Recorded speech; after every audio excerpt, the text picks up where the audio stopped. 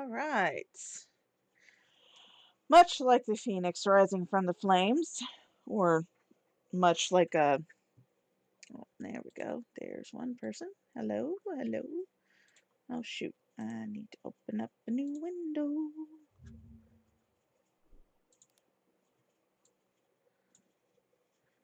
There we go. And let's go here. And let's do this. There you go. All right, Auntie. There you go. Now you're back to where you used to be. Anyway, much like the phoenix rising from the ashes, or, much like a turd that won't flush down the toilet, I have returned. And this time, no, I'm not covering Rev and Shani. I could give two shits about them as far as I'm concerned. Their story is over. Today, however, we're going to be having some fun. We're going to be having some spoopy fun. And yes, I do have alcohol on me. I have a lovely Jack Daniel's Tennessee Honey Whiskey mixed with some A&W cream soda, which is absolutely delicious. Highly recommend it. What we're going to be looking through today is I have a whole playlist here, and we have a bunch of different things that are going to be looked at. Most of them are going to be gang stalkers. Okay, you're eating dinner? Well, you have a wrench again, so there you go. Have fun with that. We're going to be looking at gang stalkers, and we're also going to be looking at some funny ghost stories. And if we decide later on that we're just going to go completely buck wild and still continue, I do have the troll pasta open, and we will go and read some of those delightful stories together. So if you're into that, stick around. If you're not, well, don't let the door hit you where the good Lord splits you. So let's get this started. We are going to actually start off with some classics. This is from a channel called Lena Cockman Boston, and she has a couple of channels that she's done, but this is the one where she's got the most insane gang stalking stories. So we're going to go through this. And then I also do have the most targeted citizen, so that way that's going to be going. So let's get this party started. This car just drove up and stopped next to me, and there's a guy sitting in the driver's seat, right, I with hope you this guys side of the can hear window, like that. halfway down. Yeah, you really think I'm not going to get abducted? You really think that? And that you will not have caused this? All the people who are promoting all these things, you really truly think it's not going to be your fault when I get abducted and raped and killed? You really think so? It's broad daylight. It's the middle of the day. It is literally like 20 minutes after 12 right now, right? And this guy just drove right up and stopped right next to me. Yeah, she does most of these things on her phone. And you'll notice that she seems to have something against UPS workers and postalmen. But yeah, it's like she'll see different things on the side of the road, and she'll just think, "Oh my God, someone's gonna abduct me." So yeah. And that's another postal service truck, I think. There's a FedEx truck and then the other white truck over there. Oh no, I think it's a FedEx truck. So I'm being gang stalked by FedEx trucks again. She's being gang stalked by FedEx trucks. Yeah, so those are three. It couldn't be just the fact that they just all happen to converge in this one intersection doing their jobs. No, she's being gang stalked, guys. She's being watched. We're all being watched. Don't you know that? We're all being watched. Ooh. 3 FedEx trucks. So I guess it's just a game, huh? There was this guy who just got in his car. There was a guy who was talking to, sitting here waiting until I got here, right? And then the other guy walked away. This guy got into his car. It's just a game. I guess they're excited to end up on my blog. Oh my God. So two guys were having a conversation, and she just happens to walk up to them. And one of them, they just end their conversation and they get in the car and they start pulling away. But she thinks it's because they're gang stalking her. Holy shit. Hey, Mama T. How you doing, darling? Thank you so much. Thank you so much. Yes, I am turning the big 40 on Wednesday, actually. But since I work, uh, oh, I don't know about that one, Aaron Bassa. I can't, I can't do it through Streamlabs, so I'm gonna actually have to pull up another window. Sorry, guys, for a minute. Let me just pull this up. You know how I am. I'm a professional streamer. This is how this works. I am absolutely professional. And there we go. All right, so I'm actually gonna pop this out. I mean, keep an eye on that chat. There we go. All right. So hey, Aunt Masa, how you doing, honey? I'm back. I'm doing this again, but not again because I've never actually talked about gang stalkers. Gang stalkers are hilarious. Um, well, I mean, I may look up some Fatfoot Hog. I don't know. We don't know where the night's gonna take us. But we're starting out with gang stalkers, and we're gonna go to some spooky ghost sightings, and then we may go read some troll pastas. This is spoopy season up in here, folks. We're gonna get scary. 5027, there he is. Right, waiting for me at the train station. And here's a UPS truck. She honestly does think that the UPS truck and all of the FedEx trucks and every single mailman is stalking her. They're all watching her. I wish I had taken some time to look through her actual channel to find her really crazy chick. Oh yeah, speaking of gang stalking productions, if you look down in the chat below, I can actually pull it up myself and show it on stream.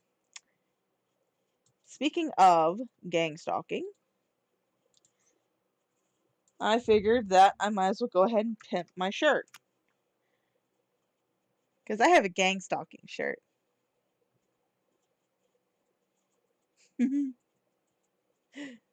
I'm with, and it actually says gang stalker on the back. So I figured why not? Oh, for some reason it says I need to sign in, but I don't need to sign in because I'm over here. There we go. But yeah, if you would like to show off the fact that you are a gang stalker, there you go. There's the appropriate outfit for you. Have fun.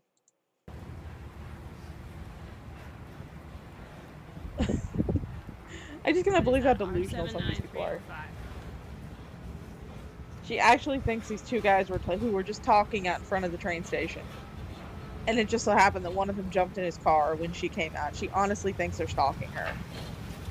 And now she thinks this UPS truck is stalking her. Because she thinks all UPS, any FedEx, any postal worker, they're stalking her. They're all stalking her.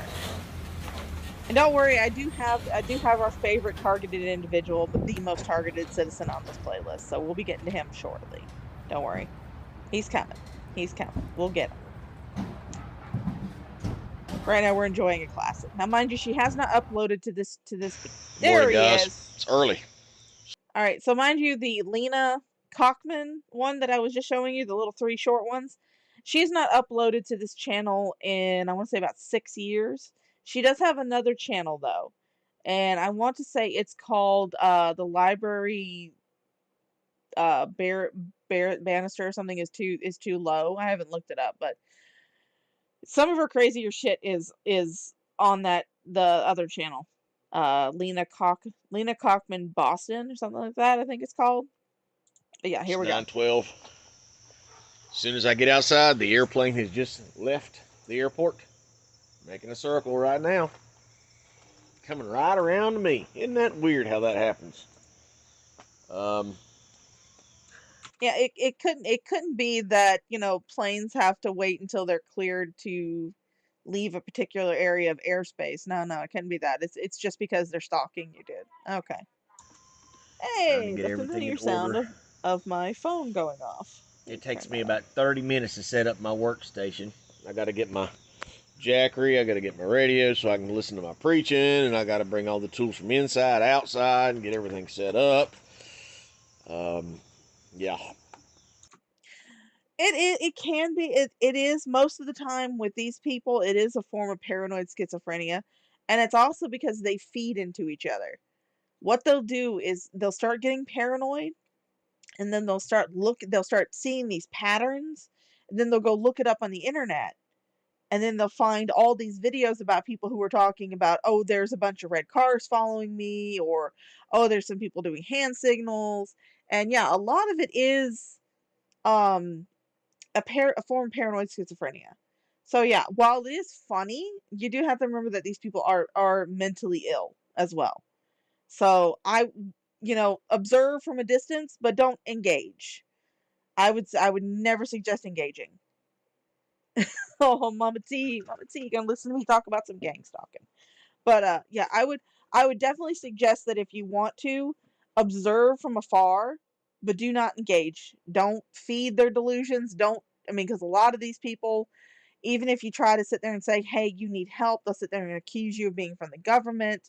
So I would definitely suggest that you view from afar and you do not engage with these people. Just view from afar. And definitely if they start getting to the point where they are perhaps on the cusp of hurting someone, let the authorities know. But do not engage, do not feed their delusions, do not offer to help because they'll just see your help as an attack on them. Like they'll honestly think that you're from the government and you're trying to silence them.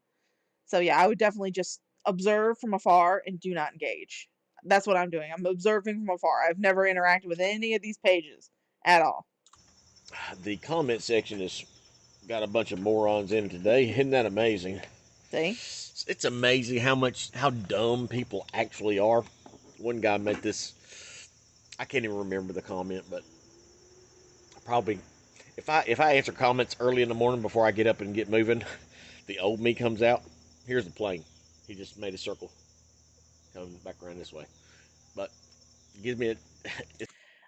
As someone who has ridden a few times on a plane, they do circle when they take off and when they land. It's because they're getting up to a certain particular altitude, the cruising altitude, before they actually start going towards their destination. And also they have to be able to coordinate with the flight towers in order to make sure that they're not going to crash into a plane. But no, it's just because, he's being stalked. It's before my brain kicks in and says, "Wait, you're not the old guy. You're the new guy." So they get the bit of honesty from me that I used to be. Now I wouldn't use a foul words, but I wasn't as Kind of wish the polite as old guy would God come out. I commands me wish to I be. wish But he would do these streams there's early a in the plane morning. right through It'd be there. fun. See it? Just started flying. I'm telling you, when I get up, the planes start flying. They fly on me. You ever seen some? Listen, tell me this. I don't. Oh no, Firefly, you didn't miss much. We're just getting started. We watched a few videos from an old classic gang stalking channel called Lena Cockman Boston. And she's the crazy lady who thinks that all postal workers and UPS trucks. Yeah, they do. They have to be put into a holding pattern. They can't. They have to make sure they have the airspace and the available runway in order to land. And they also have to make sure that the airspace that they're going into is clear before they rise up to a certain altitude in order to start cruising towards their destination. So yeah, I mean, this guy just thinks that they're stalking him, and it's like, no, they have to do that. It's just part of the thing. Yep. And he's like, oh, when they, hey, Carrie. Oh, hold up. I'm slowly getting my stuff back. Hey, Carrie. Yeah, we're just talking about some crazy people who think that the government is spying on them and that airplanes are circling around their house, surveilling them. And this guy seems to think there's also FBI drones. He's fun. So he also seems to think he's under some sort of demonic possession or something. It seems like they've vandalized my Jackery now, And where they vandalize his it property doesn't all the pick up a time. signal to charge like it's supposed to. Isn't that lovely? That's great. I love it when they do that. It's always nice. It can't just be that this Jack, it's stuff the is just best worn investment out. I've made right here. I love my Jackery. These things are awesome. Another guy said, in the name of his channel, think about this. These people make up channels just to harass me. I've seen my name, I've seen my address, I've seen 1,000 different variations of my channel name just to harass me. People will start new to YouTube channels and name it after my life. Isn't that lovely? This one today named Gangstalker. Yeah, we see how tough you are. You had to get a police escort to get your motorcycles. Okay, I will say there are some assholes on YouTube that will create sock accounts based on people's information. I actually had that happen to me. I had a video on my channel that I was talking about my dad and the fact that he died from AIDS. And I had this group called Heart Progress that I was going back and forth with. And one of them took the information from that video. They took my dad's name and his picture and everything, and they created a YouTube account to try and harass me. They sent a message to one of my people that I was making YouTube videos with in conjunction with about Heart Progress. And he luckily he had all of his comments set up to where he had to actually screen through them. And so he managed to take a screenshot of it before the guy could even have a chance to delete it, because obviously you can't delete a comment that hasn't been posted yet. So he took a screenshot of it and he, sent it to me, and he was like,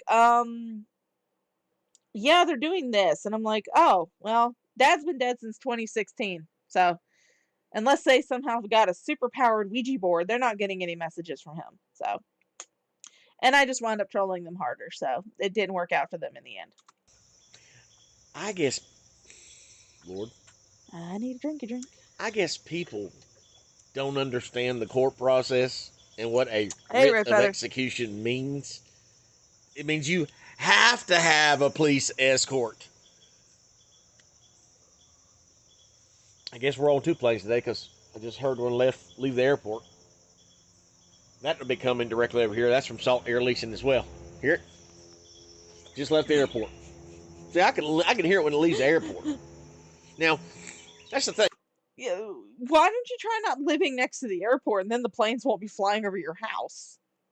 It's pretty easy. If the airport's going this way, right? That's the way the airport goes. And they take off right about here. And they lift up. So my buddy Brad lives right over there at the end of the airport. Oh, no, Firefly, what I was saying was that he was talking about people have made accounts. Am I losing? No, I'm not losing frames. I don't know what's going on. I'm not dropping anything. My stream looks good. Let me check my stream health. Yeah, my stream quality's good. No, what I was saying was there are assholes that are going to. Yes. Well, my birthday is really on Wednesday, but I can't get sloshed on Wednesday because I have to get up at 4:30 in the morning on Thursday in order to be able to go to work, and they highly disapprove of me going in with a fucking hangover. So I'm getting sloshed tonight. I figured, why not? Let's have some fun. But I was saying that there are assholes on YouTube that take these people, and these people, they don't realize what they're doing. They will film like their houses, their addresses, their environment. They'll film all of this and put it on the internet. And there are people who actually do start stalking these people. And that's why I said, observe from afar, but do not engage. Because there are people on the internet, on YouTube, who take these people's information and they'll do things like make, troll sock accounts and everything else. And it's like these people already I got myself well, unfortunately with my line of work, Firefly, I used to vape Delta 8. I used to love it. But unfortunately with my line of work, I can't do that anymore because I have to do randomized drug tests. And that pops up as marijuana in my system, so I cannot. But I can indulge in the little drinky drink. Thank you. Thank you, Red Feather. I will be turning the big 4-0, so that's fun. But so yeah, that's why I tell people to when we're like looking at these people, observe and comment from afar, but do not engage. Do not feed their delusions. Do not offer them any help because they are in such a highly paranoid state right now. Yes, I am a wage cuck. Thank you. I like my wage cuck. It's how I can afford my booze. If I could not make wages, I could not afford booze. Yeah, I know. They do. I mean, it's like it pops up as marijuana, so I can't do my Delta 8 anymore. I had to throw all my Delta 8 cartridges away. I still have my actual vape pen. I just don't have any of the cartridges. I threw all those away when I had to get off it for work. So anyway, let's go back to this crazy guy. If they're going that way, then why do they make a circle back to here, over my house, and then sit here on top of my house all day long? They're training pilots. Are they? No, But they're are in a they? holding pattern, dumbass. Are they really? I got to get this right here set. My neighbor's craziness going on. your Oh neighbor's goodness, let me get craziness this turned going over on. real quick. He's building a boathouse, by the way. That's what that big structure is behind him. He's building a It is a pain boathouse. in the butt to build a houseboat and have it sitting in your yard. Because every week we got to come through here, empty water out of everything, so we ain't got mosquito nest. I can't wait to get started building. Still Oh, taking applications on people who want to come help. If you want to come, okay. He's not building it currently. He's getting all the material to build himself a boathouse. So that way he can take his wife and his son and go live out in the middle of a fucking lake. help. Heck, you can live on the houseboat till it's done, as far as I'm concerned. You're willing to help, I'll feed you. Put a roof over your head here or there or wherever until we get it done. And then if you're interested in, after learning how to do it, I'll help you build your own houseboat. I got to get this thing done regardless. I got these 8-footers cut and welded yesterday. They're welded in, so that's the top part of my beams. This one right here, this beam right here, when we put it in the pipe bender last week, it got. He's talking about a houseboat, Red Feather. He's making a house that's going to be on a boat because he thinks that'll keep him safe from the government spying on him, I guess. A little warped. I I don't tried know to the cut it and backstory straighten it. It of didn't the work out too houseboat, of the good. boathouse or the houseboat. So what we'll be doing with that one, I told you, here comes the plane. And there it goes. Here's salt air leashing. I know exactly which plane it is. That's the plane. That's the white plane with the brown and green writing on the side of it. I could probably tell you the tail number on it right now too. See? Yep, that's it. But Yeah, it just couldn't be that these planes are in a holding pattern. I've got to No. make one more No, they're stalking you, dude. of the curved of the center sections, because I'm going to cut the legs off right here and make the curved center section. I've got the end caps done. All the I will ends are say done. this, So I got to make that, and then that'll be able to fit that in. After that, we're good. We're golden. We're done on that part. The next thing I got to do is bring all the 12-foot legs, the side legs. I got to bring them in here, put them on the drill press, and drill them out. I will Drill say each for one out someone 3 feet tall. who is a That way, very, my very electrical paranoid wire, I can run my individual, he's electrical very through. I handy. want to try to have everything done for the houseboat. Like when I go out there to put this building up, I want everything done. That way, all I got to do is put it together, put it on the water, and then start running my lines. Probably going to leave the inside, the very center. I'm going to probably, if possible, leave that without any flooring, because I'll have to. I'm thinking about buying one of those bladder tanks, buying a bladder to go in the middle of my pontoons, right in the very middle. Put a bladder in it, then I can run the water that comes off the roof, pipe it down into that, and then that'll be my fresh water storage. And then we'll pipe out of that and filter it. We'll filter it going in with a large particulate filter, and then we'll pump out of that and get a. Yeah, he's very industrious. He's very handy. He seems like he knows what he's talking about when he's talking about this, building this houseboat. He seems like he really knows what he's talking about. He is kind of a survivalist type person. He has a lot of videos on his channel of him going hunting, of looking in trail cameras, everything else. He does seem like the type of person that likes to live off the land. He's just extremely paranoid. So there's that. UV filter, and I got another filter for it. So I want that'll mainly be my drinking water in the very center of the boat. And depending on how this thing's rests in the water, because it's not going to be very heavy. It'll be. Oh Lord, Wilson, the co-pilot. Can you imagine how drunk he would get on that damn boat? Well, actually, he may not get drunk. He may actually get sober. God, he would probably be a pain in the ass trying to get him off alcohol. Buildings aren't that heavy compared to how much flotation I got. I may very well have to put water in it as ballast on the inside row, or even on all 4 outside corners to weight it down to keep He's it very from smart. bouncing. He's so smart. He's talking about counterbalances and how to keep the boat stable on the water. And it's just like, oh yeah, there's some scary trail camera stuff. We are going to be watching some few ghost videos. I have them in my playlist, and we will be going over some of those. Doomsday Prepper. I admit I've only watched a few of his. Yeah, the volleyball from Castaway. I know. I admit I've only watched a few of his videos. Because like I said, this was kind of a last minute thing where I was just like, fuck it, I'm gonna stream, and I'm gonna stream some people who think crazy shit. But from what I can see, he does seem kind of like I don't know if it's particularly doomsday prepper. He doesn't talk that much about doomsday too much from the videos I have seen of him. He just seems like he's a real big survivalist.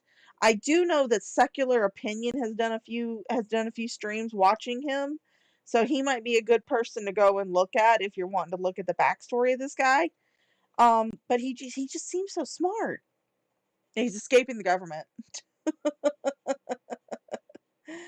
Oh no! When the zombie apocalypse comes, I can't run, so I'm just gonna lay down in the middle of the sidewalk and pour barbecue sauce on myself and just let the zombies bon appetit, or should I say bone apple teeth? And I don't think it's going to. Oh yeah, by the way, to the NS to the Homeland Security person who's watching me, hi, how you doing? How's the wife and kids going? I think it's going to be pretty steady in the water because Why don't you go suck a bag of dicks? 18 feet wide, 48 feet long. It's massive. I wish I would have just built a small one to start with, but go big or go home. Go big or go home. He's just Here it he's comes so again. very industrious, but he's so Third paranoid. circle. Third. It's just weird. You mean they schedule flight training just when I come outside? See, here he comes. Right over my head. There it is. He's just so paranoid, and the sad part is that he is just so industrious, and he knows what he's talking about when it There comes to getting white this plane. houseboat. What'd I tell built. you? Told you it's gonna be a white plane. How do I know it's what? Oh, planes are white. Yeah. See. It could There we just go. be. Well, I mean, Not yeah, the in the majority flight of planes path. are white. It's how they can be seen in the fucking sky, dumbass. Anyway, I'm gonna get busy. I got a lot to do today, and it's gonna be hot. The second one's coming around too. Probably not. Well, I know, if only it subscribe. I'm wasn't Stuart Piddle on the crazy. most targeted citizen. I will say though, most If targeted you guys want to citizen. check out a good sermon, we had a good sermon at church last night. I will say this much, Firefly. He does have a wife and he does have a son, so he does have a family. And the unfortunate thing is that he is actually getting his son to buy into a lot of the stuff because his son is rather young. So. Global Vision by. Oh no, Mama T, I have absolutely no doubt there are people who are egging him on, which is why when we started watching this, I was saying, this is a form of paranoid schizophrenia. You do have to remember that while this seems hilarious, and it is, these are sick people. They have some form of paranoid schizophrenia, and observe, find amusement, remember that they are mentally ill, do not engage. If you go look up this guy's channel, observe, watch his videos, but don't engage with him in chat. Don't encourage his delusions, and don't try to offer him help. So, because he's going to say, if you try to offer him help, he's going to say you're part of the government trying to silence him. So, I would say that if you want to go look more into him, that you observe, but don't engage. Don't talk to him. Yeah, he does live next to it. He does live near an airport, Red Feather. That's the thing. He's talking about planes that are taking off and they're being held in a holding pattern because when planes take off and land, they have to make sure that the space that they're going into is not occupied by another plane so there's not a crash. That's why planes circle around when they're taking off or when they're landing. It's because they have to make sure there's a space for it. Bible Church. Check it out. Greg Locke, Pastor Greg Locke out of Mount Juliet, Tennessee. Also, if you're interested in getting deliverance from demons, if you're interested in getting spiritual healing, we're having a And he is a religious nut job. So there you go. deliverance seminar at our church at Mount Juliet, Tennessee. Just call the church, and my pastor is not only is he not charging for any of the deliverance ministry this week, the training to perform deliverances. Not only is he not charging, but he's paying travel, he's paying hotel stay, he's even paying people who are losing money from their job. So if you made $500 in a week for work and you want to miss work to come and get deliverance and learn how to start your own deliverance ministry. He's talking about exorcisms. All right, Firefly. See you later, darling. We may be on when you get back. We may not. It depends on how drunk I get. But he's talking about exorcisms.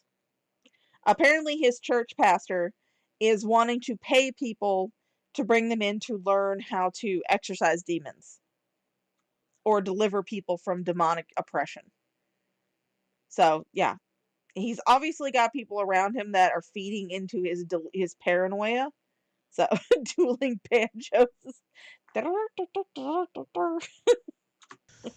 We're even paying the salaries. We're even paying people to be out of work, just because. Listen, the majority of Jesus Christ's ministry was casting out demons. He cast out demons more than he performed miracles. Everything around us is a spirit of fear, a spirit of heaviness that attacks targeted individuals.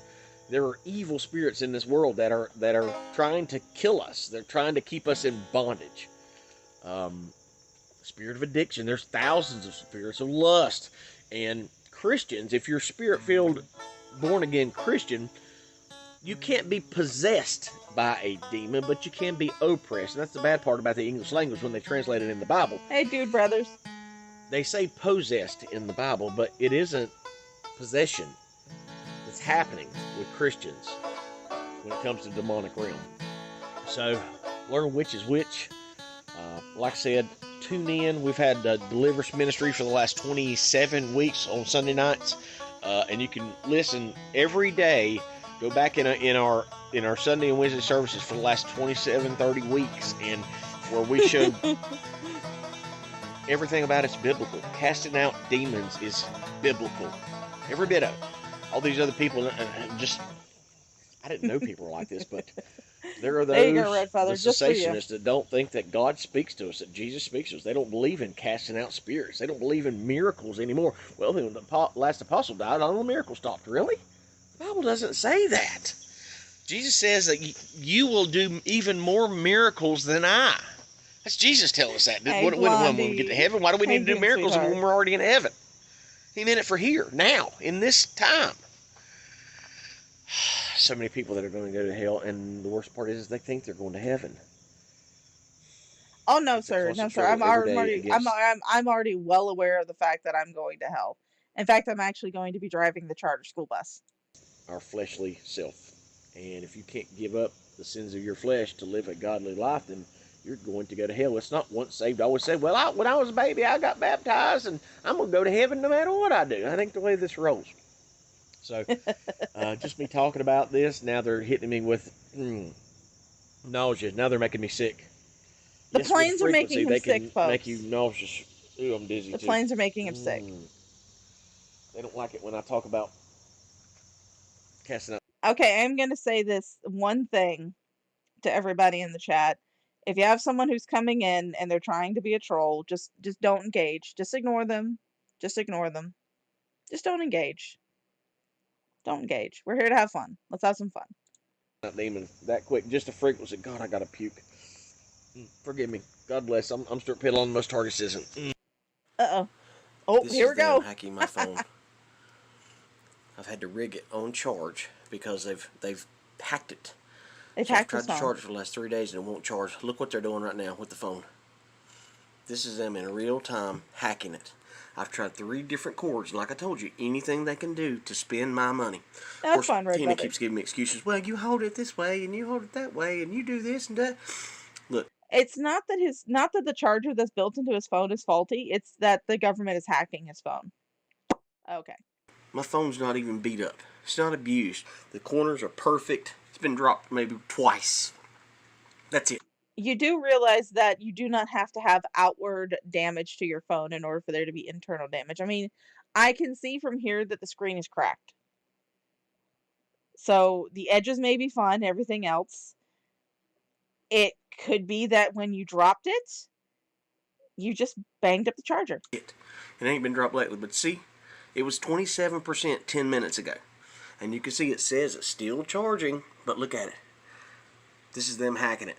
17%. See, they're going to kill it just to make me spend money. Now, I pull this out so it's still like that. And see, you think it's charging. It says it's charging. and I move it just a little bit. This is about the third or fourth cord that I put in it. See, now it says it's charging, 17%, and nothing here will move. I won't move anything, and it'll still, and it'll just click it. It's like they're commanding it. When they hack it, and they've done this with 10 different phones. I've got 2 or 3 in this house right now that they've done this with.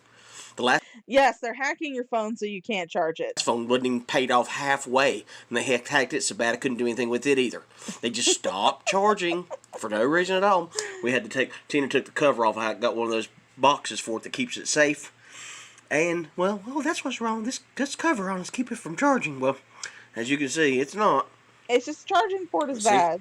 It says it's charging. You've dropped it. The charging port is bad. It's happened on It's my supposed phone. to be a Doesn't mean supercharge. that All anybody's day hacked your long damn I've tried phone. to charge my phone, but this is what they do. They always hacking, jacking, and whacking. Anything they can do to get me to spend money is exactly what they're going to do. Because I don't have the money to fix a phone. I ain't got the money to buy a phone. I just don't. They're breaking me. This is what they do. He has an EMF detector on his phone. Really. An EMF detector. You know what EMF detectors are, right? They detect electromagnetic fields. Commonly, it can be used in ghost hunting. And they use it in order to be able to detect where a ghost is. But he has it on his phone probably to try and make sure the government's not radiating him to death. They'll hack a phone, they'll flatten a tire, they'll let the air out, the oil out. They'll do anything in the world, dollar, because they do every dime. And listen, if they can't get you to spend money, they'll just walk up in your house and take it out of your wallet. Because I haven't counted my money in a couple of weeks. Because I don't want to know. That's how bad my post-traumatic stress disorder is. Once I start to count, then I'll realize how much they've actually stolen from me. So. The last time I counted, I had, well, I don't want to say how much money, but it was probably more than half of what I got right now. See, look, nothing's moved, nothing's changed. I haven't changed anything, and look at it. But you notice that it's back at the percentage it was at when you first started filming this. It's back at 18%. It means that you have a faulty charging port. Doesn't have to move. I mean, look at all the damage he's done to this phone. He's got cracks along the screen. He's got breaks right here, all up in here. And it's like, yeah, you probably damaged something internally and it's keeping your phone from charging properly or getting past a certain percentage of charge before it starts shorting out. So yeah, it's probably just a charging port's bad, dude. You saw it in real time. This is the first time I'm noticing this, just when I started filming when they're doing that. I didn't move anything. Look, the cord's exactly the same as it was. And yet it's reacting like this. This is hacking. This is them hacking my phone, killing it. And then once it gets so low, it won't turn on anymore. And then I'm just screwed. See? Nothing here has changed. It's a bad charging port. Nothing. Chances are he probably bumped the cord while he was trying to film this. And he didn't notice that the cord had been bumped. So he's saying that his phone is being hacked, when clearly there is more than just a few drops worth of damage to this phone. Gummit, I ain't got the time and the money. And guess what? They know this is the way that I record my videos, so this is what they do. They want to shut me down. They want to silence me. I mean, they could do it 1,000 other ways. But this right here, you by everybody has to have a cell phone. Okay. I've got no way to communicate with the outside world without my cell phone. I don't even use it that much at all, except to record videos. That's the reason I have it, because don't nobody call me. I can't pay. I couldn't even get on a. Well, I mean, I couldn't pay somebody monthly to call me because the people tell me, so there you "Well, go. I'm gonna call you right back." They never call. Nobody ever calls. Nobody wants to talk to me. It's beginning to feel like the most hated man on the planet, and it really hurts to be this alone. Anyway, there you go. Let me move the cord, see if I can get it to stop doing that craziness. See, now I've moved it. Now it says it's charging again. It could be a bad charger port. Let's see how long this lasts. See, seriously, look, not dude. charging. No, it's the government hacking his phone.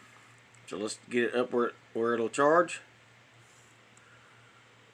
I'll move it just a little bit. See, nothing. Won't charge at all. Now it says it's charging. There you go. Now watch. Nothing to move. I won't change anything. Uh-huh, Now sure. it's down to 16%. It was 27% 30 minutes ago. And they're just sitting there just draining it. See? Now it doesn't, now it's not charging. Nothing's changed. This is the hacking that I go through all the time. And Government's they hacking stopped its phone, insuring my folks. phones. Isn't that lovely? They just quit insuring my phone. And if you're lucky enough to have insurance, you still got to pay that huge deductible.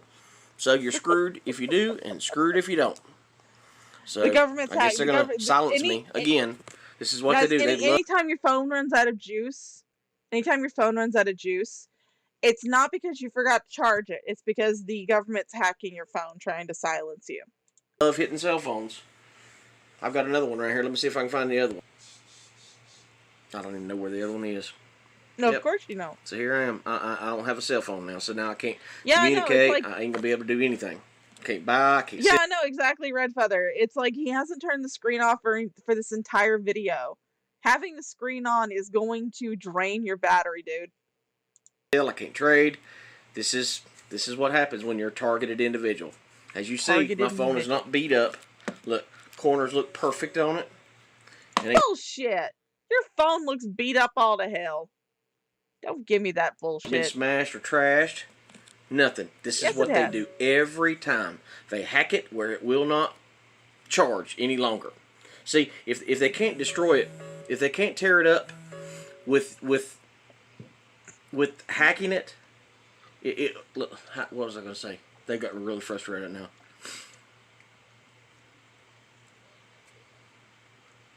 This is just too much. Yeah, no, I mean my It's my always phone something. See, phone there is it goes down to again. 53%, man. Government's fucking hacking me. They're hacking me and draining my phone. Stop hell It's my not life. because I have it sitting here I'm and I telling haven't you turned guys, the I screen don't off abuse yet. my phone. That can't I be don't. it. I don't have it out everywhere. Yeah, I plug it up and I sit it down and let it go. I've had this phone not even, I don't know, maybe 8, 9 months. I don't know. I don't have a concept of time because I'm targeted. Because they've they've manipulated my mind. But look at it. They've Hacking manipulated in real his mind. time. He doesn't know See, what day let it me move is. it, change it. Now That it says it's happens to charging. me, Now it so says I it guess ain't. I'm a Now it targeted says it's charging. individual See, now, look. folks. I'm a TI. On, I've off. done had that MK Now it ain't Ultra charging. shit. Move I'm the cord targeted. again. Off. Now it's charging. Oh. Hey, See? Dawson. Now it's charging. Thank you for And then the subscribing. screen's going to start doing the scramble thing again. I would just like to apologize is in advance for my shit posting and for anything that you might see on this channel. I'm not responsible for any lost brain cells. That's all on you. What I was going to say. If they don't destroy it, because remember, I went through 30-some cords. 30-some charging cords in a matter of months. So they stopped doing that. Then they just started to hit the if phones. it's not your so then charging finally, cord, I got a decent if you've phone, gone and they through stopped so all many that. charging Well, cords and 2 you weeks still have the ago, same they started problem? with the cords again. So this is the third or fourth cord that I've had on this phone the past 2 weeks. It's the phone. So now I'm going to keep getting cords. I can always put a cord or go buy another cord. That's $12 every time you buy a cord, right? So that's It's $12, the $12, $12. phone. So I'm up to $36 now trying to get cords. And here we go. Now they're just going to make it where it won't charge. There we go. There we go, Red Feather. We are now forming a new organization, everybody. We are all targeted individuals, so we are the United Targeted Individuals, otherwise known as UTI. There we go. I'll make some t-shirts. At all. And this is probably the 4th or 5th phone that we don't know, it just doesn't charge anymore. Isn't it miraculous how that happens? Autocorrect. It always gets me too. This is my life. It's the government. The most targeted citizen. Like, share, and subscribe. Hey, if you guys can donate, I desperately need it. Because they're going to do everything in their power to keep me from getting to the water. And if I don't get to the water, then there is an expiration date on me. Uh-oh. I have to get out of here. I have to get out of here for my physical well-being and for my emotional state. I have to escape this torture chamber that I live in. I'll have to make some t-shirts, Red Feather. God bless. I'll have to make some t-shirts. United Targeted Individuals, otherwise known as UTI. Coming down Interstate 40 towards Conover. Look right in front of me, just crossed my path. With planes. Trying to get down to the lake. And look, he's turning in air. Hey, Aaron. Thanks for coming. Thanks for stopping by at least. I mean, don't got many people. I've only got like 5 people viewing, but you know what? That's all right. We're having some fun. I'm getting drunk, and we're having some fun watching crazy people think that they're being targeted because there are planes in the sky. He is turning in the air and going the way I'm going. Here, see if you can film him. He's turning, going the way I'm going, because he knows where I'm going. Yes, autocorrect is just the government trying to censor what you're saying. They're trying to control your narrative, and yeah, they're stalking all of us. We're all targeted individuals, everybody. I announced I was going to the lake to talk about building my boat. So what's he doing? He's heading the same way. See, exit 130 is the sign on the interstate. 4 exits away from my house, here's Salt Air Leasing leading the way. Right there's a direct path straight to the lake where I'm going. He'll get out there and he'll do circles and circles and circles until I arrive. It's ridiculous. Everywhere I go, stalked by airplanes. He's stalked by airplanes. Everywhere. But please tell me how it's my imagination. Whether it's here, whether it's going to my hunting property, whether it's going up to South Mountain State Park, everywhere I go, Yes, airplanes and everybody drones say and hi to the game government. You know stalkers. they're watching us. Thank you. See? Exit 130. Not near my house. Nowhere near an airport. Just little old me and my boy being followed by planes. God bless. Getting gang mobbed right now. Yes, everybody. Let's all say hi. Let's all say hi to our National Homeland Security agent that's watching us. Hi. I'm going to call you John because you haven't introduced yourself to me. Although I'm pretty sure that you know everything about me, but I know nothing about you. So I'm going to nickname you John. Hi, John. How you doing? So nice of you to come to my stream. I love it when you come to my stream. It's always so much fun to have you watching me constantly. So another fun aspect about these gang stalkers is that they think that kids, yeah, he's got a kid. Kid comes with him. Kid hears him talking like this. So another fun facet of these gang stalkers is they seem to think that when cars come around, and it's usually cars of a particular color, that when they come around them in like groups that they're being auto mobbing now, since it's cars. Sorry, cars. Hi, Auntie Fawn, how you doing? They can always see you. They're always watching you. They know exactly what you're doing. They know what you're eating. They know that you just picked your nose and wiped it under your desk. They know everything. My burgundies and silvers. Yep, he's being auto mobbed now. A bunch of burgundies in front of us. And mind you, he's filming this with his child in the car, and he's Another also silver. driving. They've lined up behind me. Look at all of them. Burgundies, blacks, and silvers. It's not that that's just a popular car We've had a color. big burgundy truck behind us too. See now, Following us all. it also changes from person to person and place to place. If there was a person who was in a town where like red cars were very popular, then if they saw red cars, they would think, oh, I'm being gang stalked. Not that it's just a popular car color. Because, black, white are obviously two very popular car colors. And then you have burgundy, which is also another popular car color. It's not that these are just popular car colors in the area. No, it's because he's being stalked. So if you guys see a bunch of cars in a particular color that are just driving on the interstate with you, you're being auto mobbed. So All the way just so down you the know. interstate.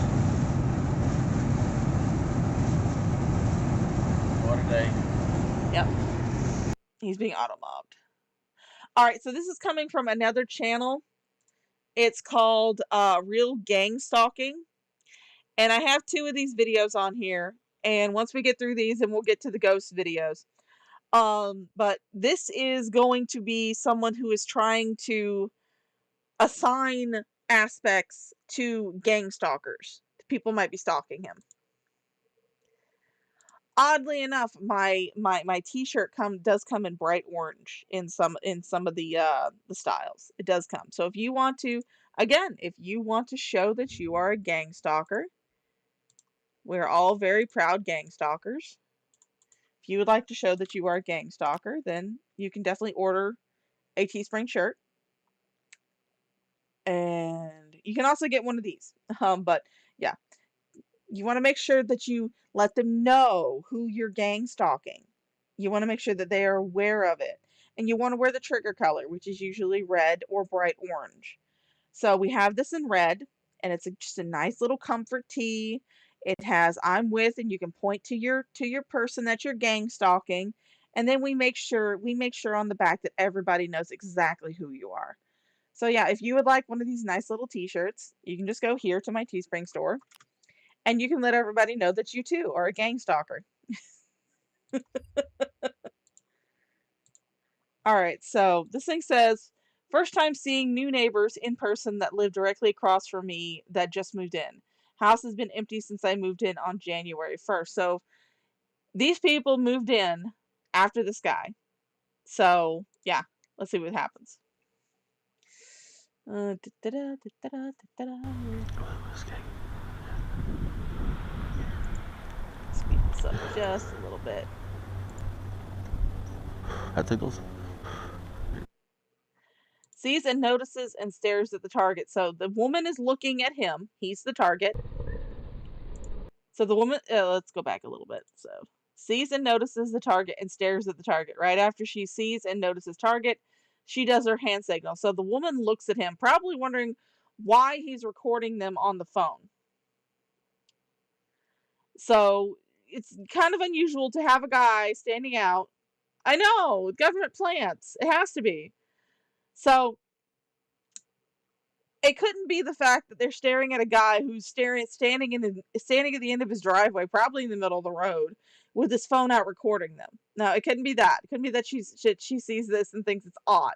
It's because she's a government plant. She's about to do her hand signal that'll let everybody around her know that she's found the target. So let's see what her hand signal is. Yeah, I've never seen these people before in my life. I don't. There's the hand signal, guys. She reached up and she touched her face. Probably, I mean, she could be, like just tucking a piece of hair behind her ear or something. Nope, that's a hand signal, guys. So if you see someone reach up and touch a strand of hair behind their ear and you've never seen them and they happen to look at you, Right there. there she goes. There's her hand signal. She's letting them know that she's found the target and it's time for everybody to move in and get this guy. I just missed it though. Let's see what they do. I don't know how much time left on these. Yeah, it's not that they're walking their dog or anything. No, these aren't just normal people out walking their dog.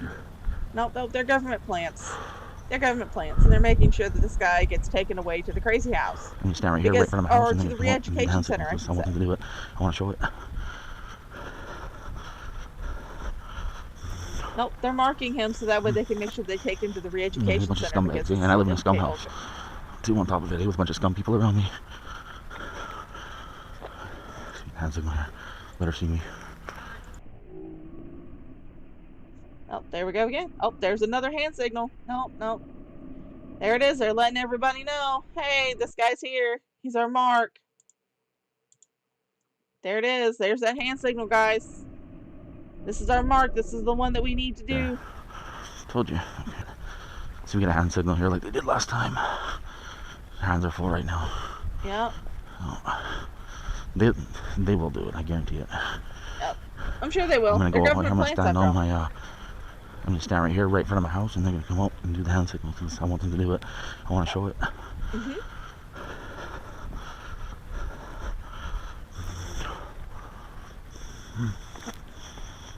Yeah. Oh no, Auntie. It's because people like this. This is a manifestation of a form of paranoid schizophrenia or paranoia. It is a mental illness. So no, when nothing happens, they don't realize that it's just their imagination. They truly believe that they are being stalked by the government and that these people who are just happen to be around them at the right time and happen to do like everyday hand gestures to like, brush hair off the face or a bug or something, they don't realize that that's nothing. Yeah. But like I said before, you do have to realize that this is a form of mental illness. These people are mentally ill at the end of the day. They have a form of paranoia. So again, I would just like to reiterate that if you want to go to these people's channels and watch their content, watch what they put up, observe, but do not interact. Do not engage, do not interact with any of these people. You don't want to feed their delusions, And you also don't want to offer any help because these people will believe if you're trying to offer them help that you are a government spy and you're trying to silence them. Yeah, it would be a horrible way to live. It's terrible. And that's why, unfortunately, a lot of these people that do not get the mental help that they need, they do unfortunately wind up unaliving themselves. A lot of the time they do. There was one famous guy who was a very highly paranoid schizophrenic. Um, yeah, don't engage. There was a guy who was a very well-known schizophrenic. His name was Terry A. Davis. Mr. Medicare actually did a internet insanity on him, and unfortunately he did wind up actually unaliving himself by jumping in front of a train. Unfortunately. He was very brilliant guy. He's good, he was deranged, but he was a very talented computer programmer. He wrote his own operating system. It ran like shit, but I don't know anybody else that can actually write their own operating system. So kudos to him for that. Unfortunately, his paranoia and his delusions did get the better of him, and he did actually wind up unaliving, peacefully sunsetting himself. Um, so unfortunately, a lot of these people, they do wind up doing that. So it's unfortunate, very unfortunate that this stuff does happen, but it's also fortunate to also watch this kind of stuff. So that way, if you happen to see it pop up in like friends or family members, yeah, it's pretty out there. Mm-hmm. Mm-hmm. No, no. Like I said, this is conspiracy theories that have been taken to the next level due to the fact they do have this mental illness. Yeah, it's definitely interesting. It's a very good thing to watch as well. So that way, if you happen to see signs like this in your friends or family, you can get them the appropriate mental help that they do need. And these people do need mental help. So that's why I always say go to these, if you want to go to these people's pages and look at their content, watch with their videos and everything, observe but do not engage. Do not feed their paranoia. Just don't. There's enough people that do that anyway. There's a bunch of scumbags, see? And I live in a scum house. Two on top of it, with a bunch of scum people around me. Hand signal here. Let her see me.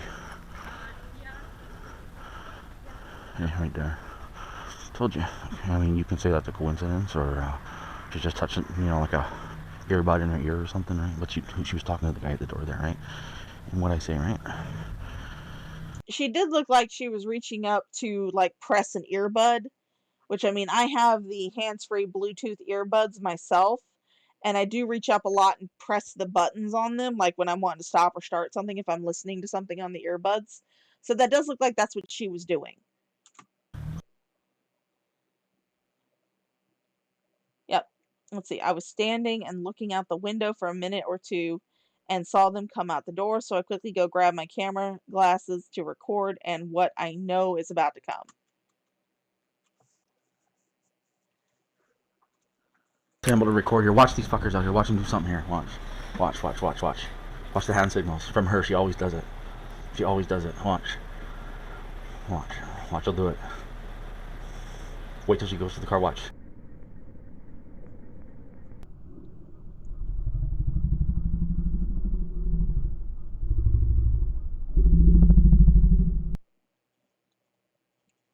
She's staring at the window because you're being creepy. No, Red Feather, you can feel bad for these people at the same time while finding these absolutely, out there delusions amusing. But it's like I said, it's also good to observe this type of behavior in people. So that way if you happen to see it playing out with like your friends or family, then you can also get them the help that they desperately need. So there you go. Yeah, she couldn't be staring at you because you're looking out your window at her. No, no, it's because she's gang stalking you, dude.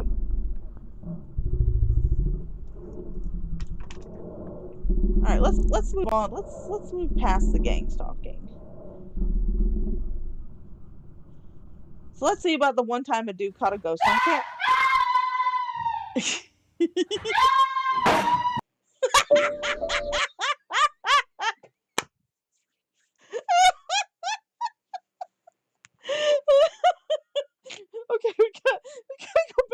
watch that one again. Don't feel bad about laughing at this one, Red Feather. It's hilarious.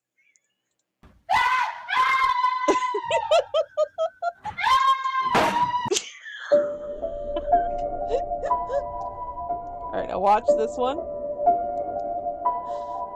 This one's a serious one. It's like, watch the cape. Oh. You guys see it? You guys see it? See it right there? It's actually lifting up. It's actually lifting up. Woo!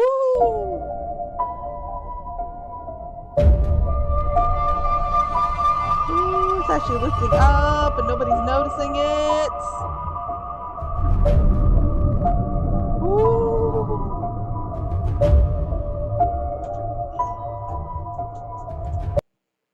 What do you want? Muted. What do you want? You muted it, didn't you? No, I didn't. The fuck you doing? I don't know. The fuck am I doing? Who you booing? I'm booing everybody on stream. We're laughing at funny ghost videos. Oh. Yeah. You got something to say? Yeah. She's flashing me the eyeballs on her ass. Just so you know. I need to go get a tattoo. I'm about to turn 40. I need to go get another tattoo. The fuck you better not. I mean, that was your 40th birthday present. No, it wasn't. I thought you got 30. that. Oh, it was 30? Mm-hmm. Oh, well. Uh-huh. I missed it by 10 years. Uh-huh. Look at my belly. It's too big. Well, that's what you get for eating gluten, Mom. I know. But it tasted so good, didn't it? It did, and I'll get up and come fart on you later. Please don't. You'll kill me. I just did. Mom! She just farted in my room and left. Thank you, Mom. Spraying some fucking air freshener. She gets those gluten farts. Holy shit. No, she has not smoked. She's still not smoking. So congratulations to Mama Shaw for making it. She's still not smoking. And she actually survived not smoking with her baby sister in the car, smoking with her. So she did not have a cigarette then. At least that's what she tells me, and I'm going to believe her. But she said that it was her baby sister that was smoking after she had to have an MRI. But yeah. She said she's going to come fart on me, everybody.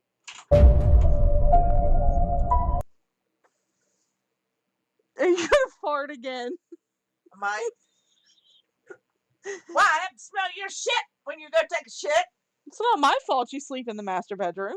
We could always switch rooms. Fuck no. You can live in my closet? No.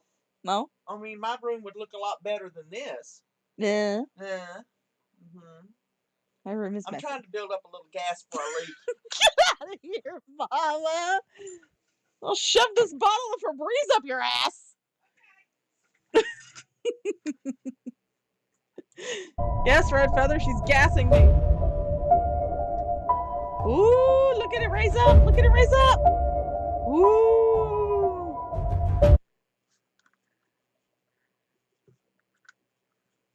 There are ghosts in the house.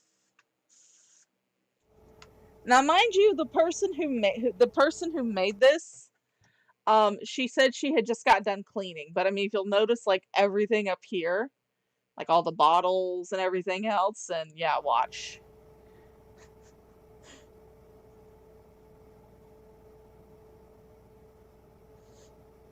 Yeah, watch all this. I feel like I need to put on some spoopy music. So here's some spoopy music.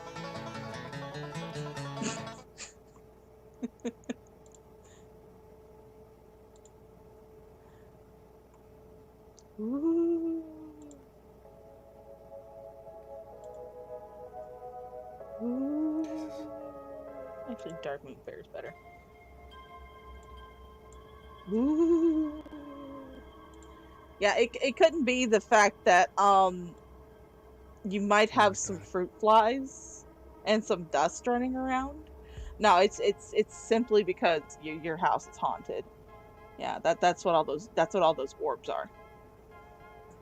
The orbs, guys. It's the orbs. It's the orbs. The orbs prove it. The house is haunted. There we go. Congratulations, guys! I just burped on stream.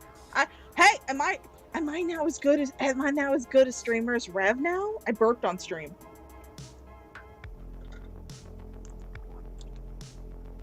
Oh. Ooh. Real ghost caught on camera, guys. Oh wait, I gotta turn off the music. We gotta listen. Gotta listen for all the noises. Oh no, it's a ghost. It's a ghost. Oh, careful, guys. It's a blink and you'll miss it moment. Oh. Uh-oh. Oh, look at that, guys. It's materializing in front of us. It's materializing in front of us. It's a ghost. Ooh, it's a ghost. It's a ghost, everybody. Ooh. Oh, no, it disappeared. Where'd the ghost go? Oh, no. Where'd the ghost go? It disappeared. Oh, now this one. Oh, this one's creepy. This one's creepy. This ghost is pissed. I think someone got an F on their paper.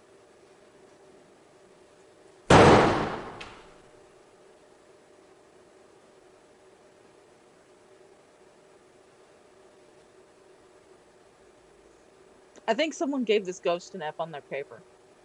There.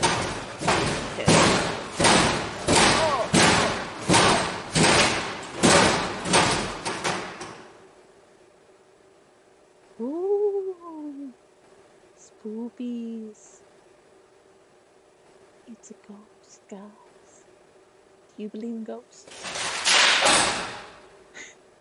It could very well, Red Feather. It could be the ghost of a government spy. But whatever it is, it's making a fucking mess. I feel bad for the person who's coming to clean it up. I mean, look at that. Papers all over the floor. Slamming doors. Those are raising. And now look, it doesn't want people to be safe from the wet floors. This is a very inconsiderate ghost.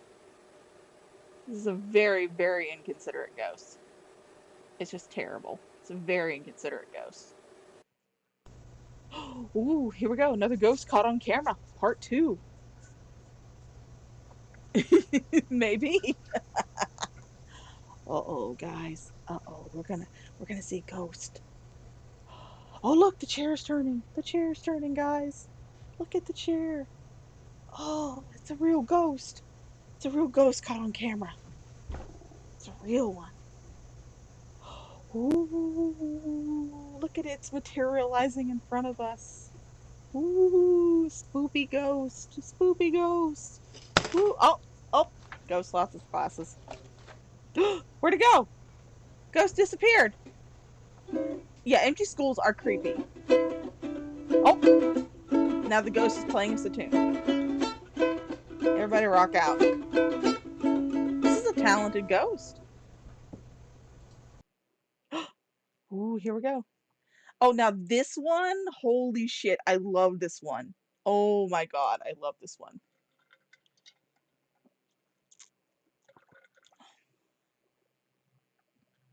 Boom! See that? See that? The figure right there? I ran right into it. Oh, oh, oh, oh. Oh! That is creepy as fuck.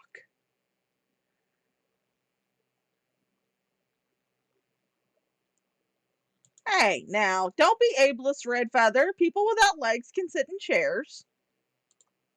Don't be ableist. There's no ableism on this channel. Oh, oh, oh, oh.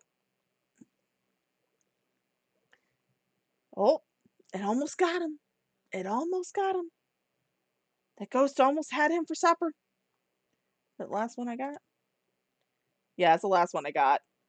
Let's see. Let's see. Alright, I do have the Troll Pasta wiki pulled up. So we can read some Troll Pastas. You guys into that? Let's read some Troll Pastas. Let me put on some spoopy music.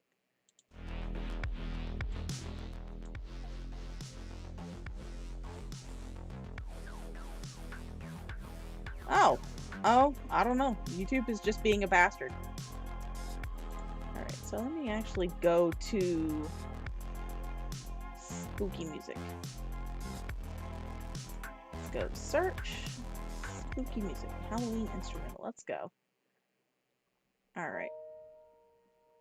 Oh, yes! Let's look up some trail cams. That's a good idea. Hey guys, say hello to yourself. There you go, right there. Oh, a day in a target's life. It looks like the most targeted system just opened up, just uploaded a new one right there, guys. So if you want to go check that out, there it goes.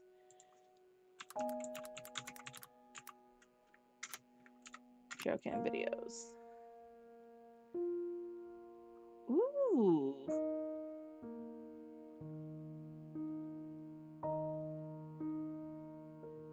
Ooh.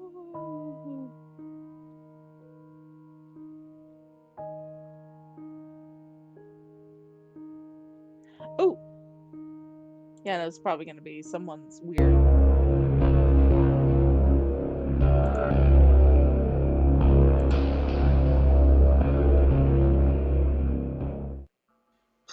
Let's go Number 10, Bad Dreams.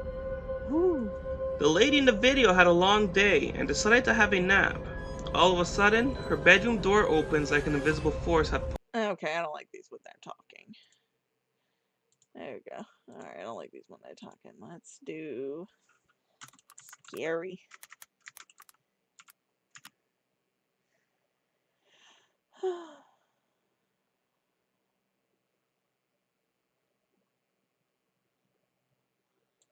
Let's see what this one is. Hey YouTube, Jim here. Welcome to Top 10 Archive. You might have thought at one point that trail cameras were thumbs up, and in the comments section, tell maybe on his way to see the wizard, or two, that you're on a very wooded. It's very hard to find just like trail cam footage. That's not like a top 10 type deal. Oh yeah. Well, I mean, that's the thing though. There's so many people who do like compilations of these things. It's very hard to find anything.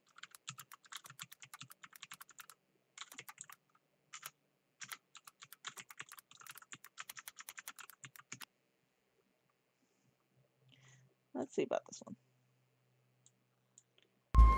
So for today's drink, Let's see.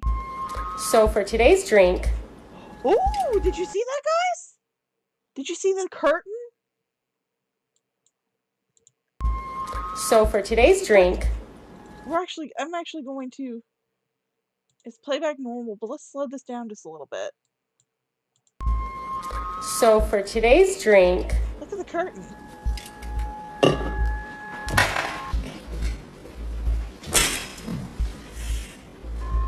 Bitch, why do you keep your back door open like that? Alright, shut your damn back door. Stupid. Oh, oh, oh, oh, oh.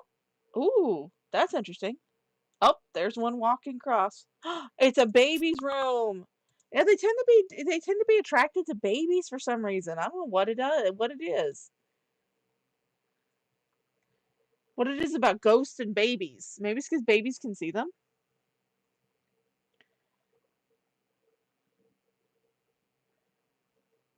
No, I've not watched any of the Bad Ben movies. Oh, oh, there it goes. There it goes. Oh, Ghosty. Ghosty visiting the baby. Oh, now we got something. It looks like it's a Bigfoot. Now you're not going to want to miss any of this video because there are parts throughout the entire video that show visuals of I can't explain, he can't explain. Yep. There's audio. God damn it, Red Feather. Pay no attention to the ghost behind the curtain. God damn it, Red Feather. Of noises from something. Eric. See, what this guy doesn't know is that it's not actually a ghost or a creature that's stalking him. It's a government agent. That sound. Couldn't be a wild animal. Back over there.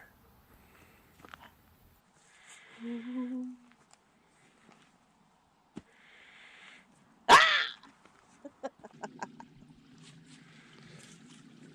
That used to be the trail right there. That's the trail that you're supposed to take.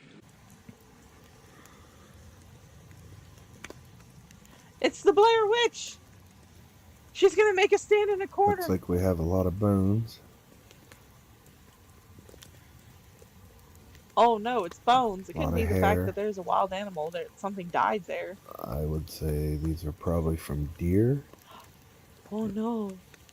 Several of them. Ripped apart. Looks like they're ripped apart pretty good. It could be that a pack of wolves got into them or anything like that. So No, after no. Wolves seeing don't the exist. bones and everything, we decide to continue down to the cave, the Hozak's cave, and the sound.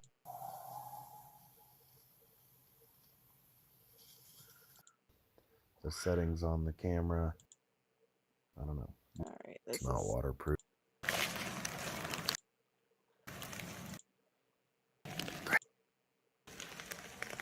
okay. It, guys, it's. I know, government spies.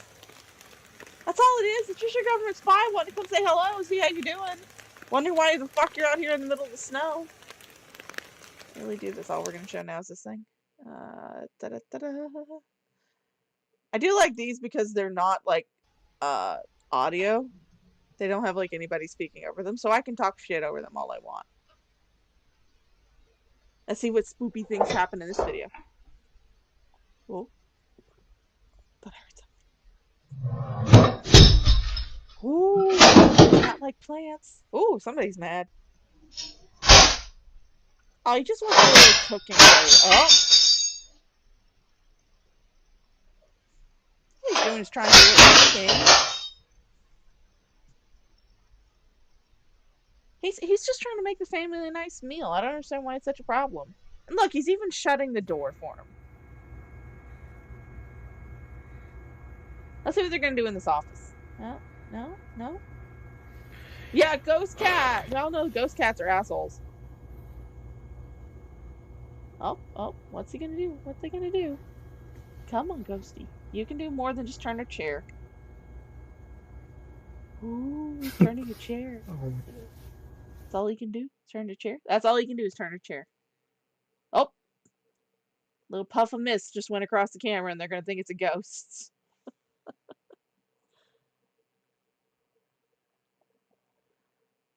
The ghost just walked right over their car.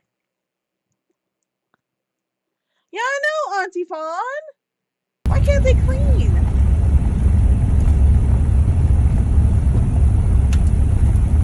Mama T, no, I have not seen that. Guy creates a conspiracy theory that birds aren't real? Oh my god, that sounds amazing. I need to look that up. There it is. I'm trying to see it. Wow. Oh my god, it's a haunted trailer.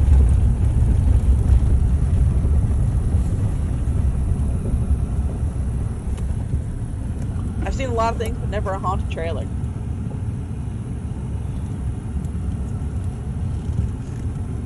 It's a bunch of rednecks.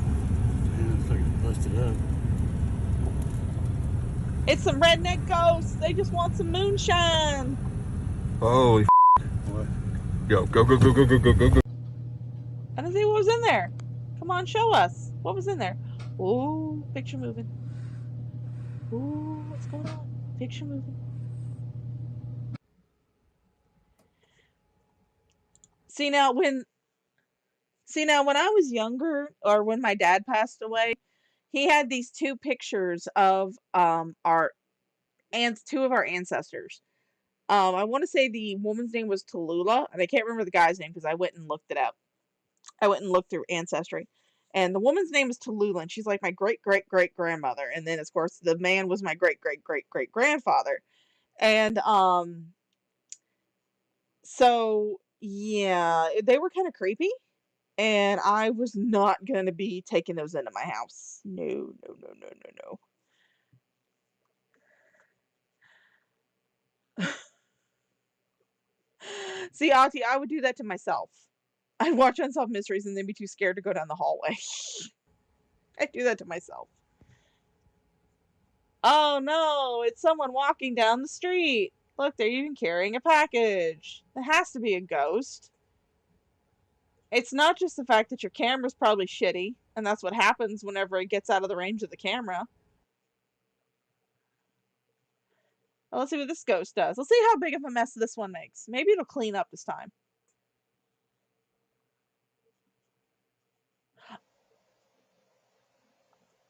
Oh no, Red Feather. I 100% believe in ghosts. I believe that they are real. There are too many instances of them being true, of them being seen and being documented by scientific methods. I do believe that ghosts do exist, but yeah, a lot of these videos are very contrived. So yeah, they are.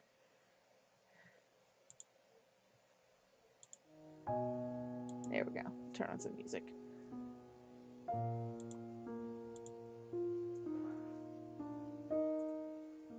Ooh, spoopies. Uh-oh. Oh, we got an outside ghost this time. Going into the house. At least they didn't leave the door open, okay? Could have been a lot of things. Yep, there's a lot of tales about people seeing ghosts. Uh-oh. She disappeared. Oh no, guys, there's someone just walking down the street. It's not because the camera's shitty or there's something wrong with the stuff. It's because it's a ghost. Oh, there we go. Uh-oh. Uh-oh. See, the fun part about some of these that I see, where I see like the semi-transparent people, is the fact that they did this with Disney. Where they had those videos that supposedly came out, and they were actually created as a marketing ploy. So, and a lot of them have the same similarities and qualities as these videos do. Like you see a very misty, tangible shape walking down the sidewalk or something, or getting onto Space Mountain or something like that. And yeah, it was a marketing scheme, the entire thing. So it's like, yeah, these are very easy to replicate.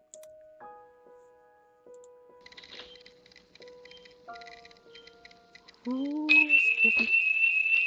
they set off the fire alarm. Oh no, guys, it's someone who watched one of Shani's cooking videos. And they didn't think that they forgot that the smoke detector is not a timer.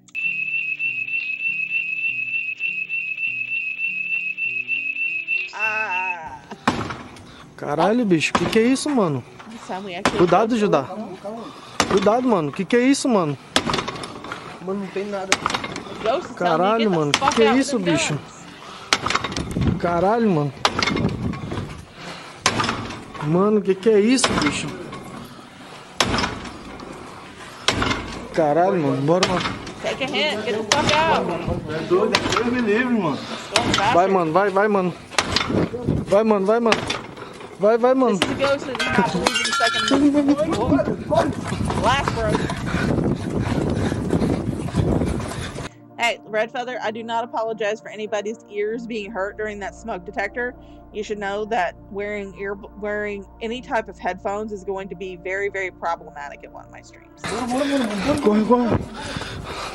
Caralho, mano, que é isso, bicho? That ghost broke the glass. That ghost was pissed about those guys carrying the guns. Uh-oh. Ooh.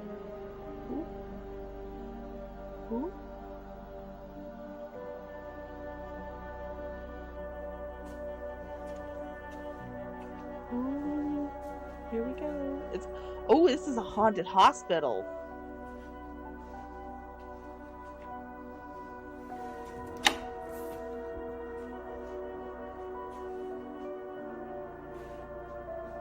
Ooh, hospitals are so creepy.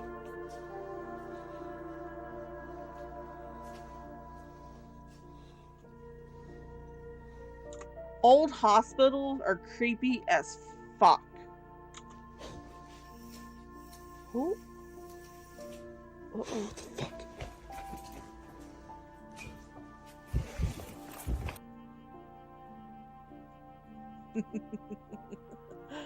Oh, we got someone who's gonna come in and mess with the lady while she's sleeping. Oh, nope, messing with the dog. Oh, opening the door.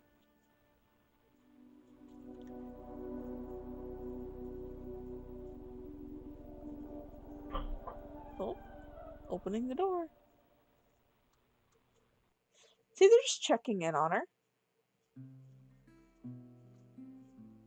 Oh, oh, I see it. You guys see the face right there? Looks like a creepy old man just smiling through the window. It's not as creepy as that halfway there Mickey Mouse, I will say that much. The Mickey Mouse is creeping me out a lot more than the face that's right here. It's just, yeah. Oh, there's another face right there. Oh. Oh. Yeah, it could be that they're just watching TV. No, this is a ghost, guys. This is a ghost right here. That's a ghost. Ooh. Oh, there we go. We got another one walking around. These are just pictures now. These are just stills.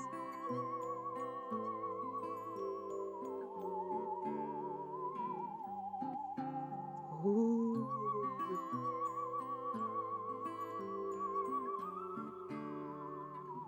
Are you guys spooked now? Are you guys appropriately spooked? Yes. I would love to know the back. Well, I mean, I would also love to know more about Jason's back story. Oh yes, the Amityville horror. That was something. All right, are you guys appropriately spooked? Because now we're gonna go over to the Troll Pasta wiki and we're gonna read some very, very bad creepypastas. And I hope that you're terrified and hope that you're ready to shit your pants. So let's get going.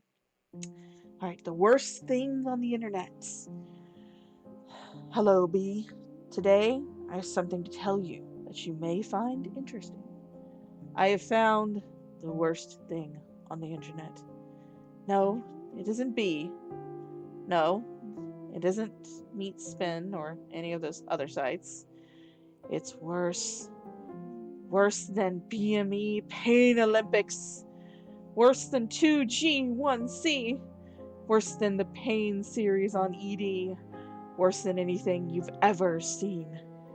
You may be wondering, what could facilitate such hype? What could be so bad that it's worth mentioning on B?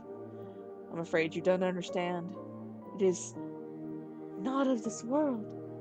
I cannot imagine what could possess anyone to create such an abomination.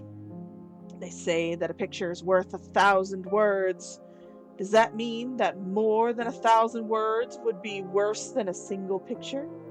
You've guessed correctly. It is a fanfic! Everybody scream in terror. Every shock site and fucked up video has been effortlessly bested by a fanfic. This is true. Especially very, very well written fanfictions contribute a lot to a story. Well, I suppose now you're wondering just what the hell I'm talking about. Yes, I am reading this live. Talking about, well, Candlejack.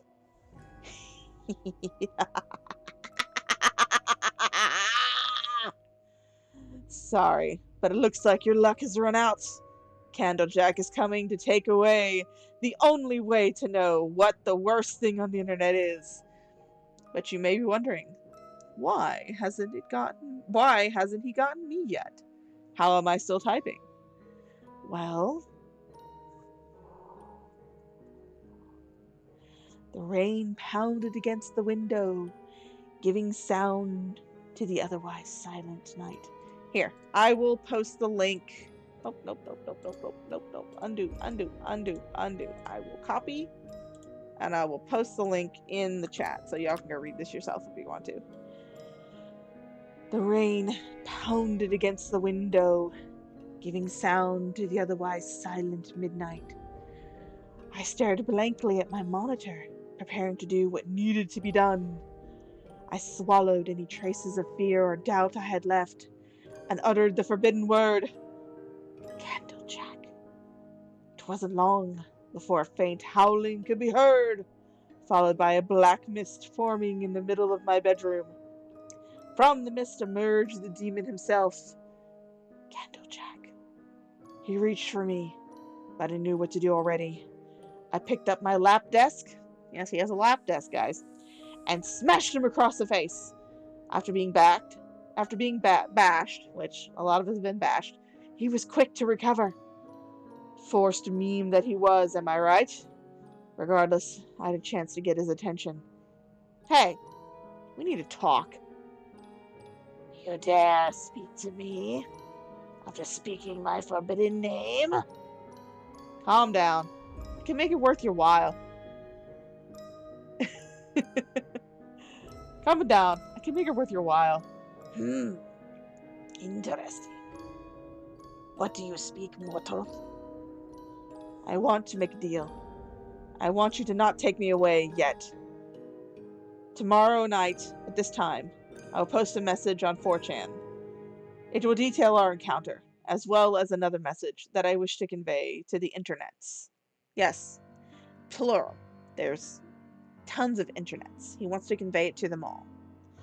Of course, it will include a mention of your name, but when I say the word goodbye, you may do what you will. I see. But what do you plan to offer in return? Before I post the aforementioned message, I will post one that seems to be like any other message, though it will be cut off in a manner similar to, well, you know. At this point, everyone who reads the post will inadvertently say your name, referring to what must have happened. You'll get many prisoners, and all you have to do is take me at a certain time. Do we have a deal?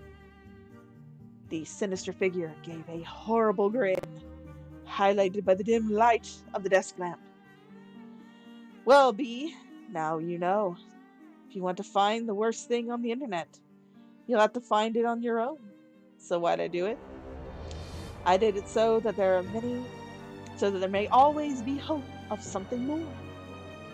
I did it for the ideal that we've never seen what the internet's truly has to offer. I did it for the love. Well, B, good book. And that, my friends, is the worst thing on the internet. Oh yeah, Red Feather! I actually do have a creepypasta channel. I haven't posted on it in years, but I actually did read a few of them. Let's see if I can find it. Oh wait, no, actually I have it up here. Yes, this is it. This is the one where I've read creepypastas on. That's called my Miss Nightmare. Like I said, I have not posted on it in 5 years. So it's been a while. May get into it again, I don't know. But let's go find another one, shall we? Let's go to the main page. Let's look what they have.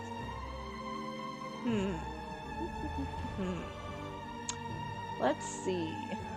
We could read loads of cum. Let's read SpongeBob SquarePants. The Suffering. Yes. It's very short. Introduction. SpongeBob SquarePants. Suffering. Introduction.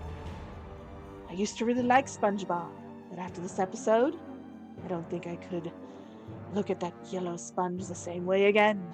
It started on a cold Friday night. I was sitting on my sofa, and I watched Nicktoons. There was an event on Nicktoons called Shock Week that was on during Halloween half-term. I saw a bumper come on for a SpongeBob special. Experience true horror as you see the world of SpongeBob like you've never seen it before. A new SpongeBob Halloween special is on tonight called The Suffering. Tonight at 8 p.m. only on Nicktoons, the person said. Soon it was 8 p.m. and I was excited. The episode. The intro began to start, but it was a very strange sight indeed. The colors were a lot darker, and I could hear some muffled wailing that sounded painful. Just mentally insert the sound of the whale song here. That sounded painful. and the music sounded like a choir with deep, booming voices. A title card floated onto the screen. The title card said, Suffering. The episode started, but the audio was more quiet and scratchy at some points. It cut to the outside of SpongeBob's house. I heard the door creaking open slightly, and as I sat, I felt a chill rushing down my spine. The door opened to reveal SpongeBob! His eyes seemed to follow me, and the screen had a dark blue tint to it. It cut to SpongeBob in his house, but he felt like he was being watched. SpongeBob was paranoid, checking every window, every door, almost like he was gang-stalked. SpongeBob's smile was slightly off-center, but that didn't bother me. SpongeBob's skin was a dirty yellow, with his holes filled with worm-like creatures, much like the worms that inhabit Shanty's hair. SpongeBob laughed, but it echoed, and he had a singular hole dripping with blood with great force. I'm coming, SpongeBob said, with his eyes with his eyes growing slightly in size. It faded to a scene with Patrick at his house. I noticed there were ashes on the ground. Patrick seemed miffed, like he didn't want this to happen. Patrick's smile slowly turned into a twisted smile. He said, Why did you have to die, Sandy? Patrick screamed at the top of his lungs, or the top of his loud, whichever one you want to do. Patrick seemed to be mad, with a red face. What does this all mean? Patrick said, with a grumpy expression. It cut to Squidward. He looked older. He had a forced smile on his face. What is my purpose? SpongeBob said, as his smile became a slowly droop into as his smile became to slowly droop into a pretty uncomfortable face. Just imagine Shanny's face when she's hangry. There we go.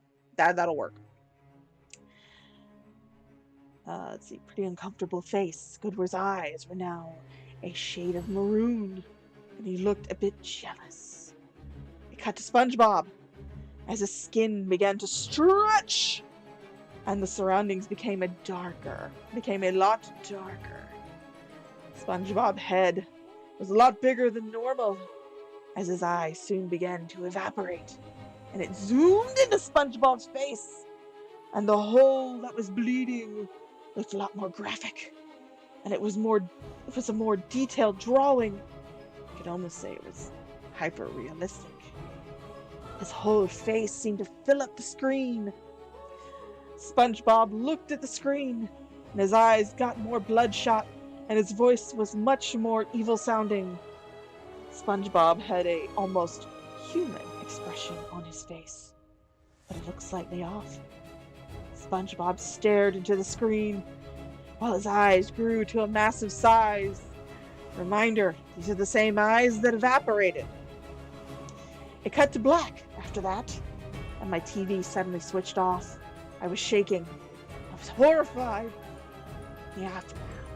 Good, we got some closure.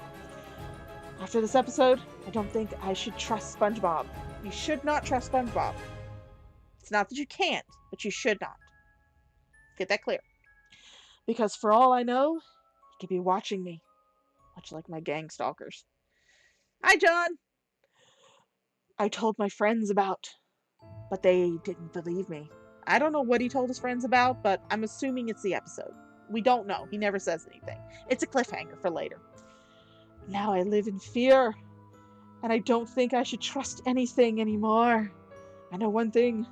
SpongeBob is coming, and he will find you. Oh, there we go. Let's go back to the main page. Let's see what else we can read.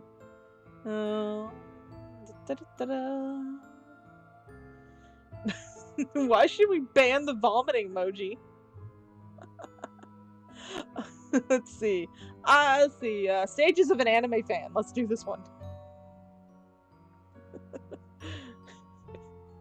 They're spying on you. Yes, the sponges are spying on you.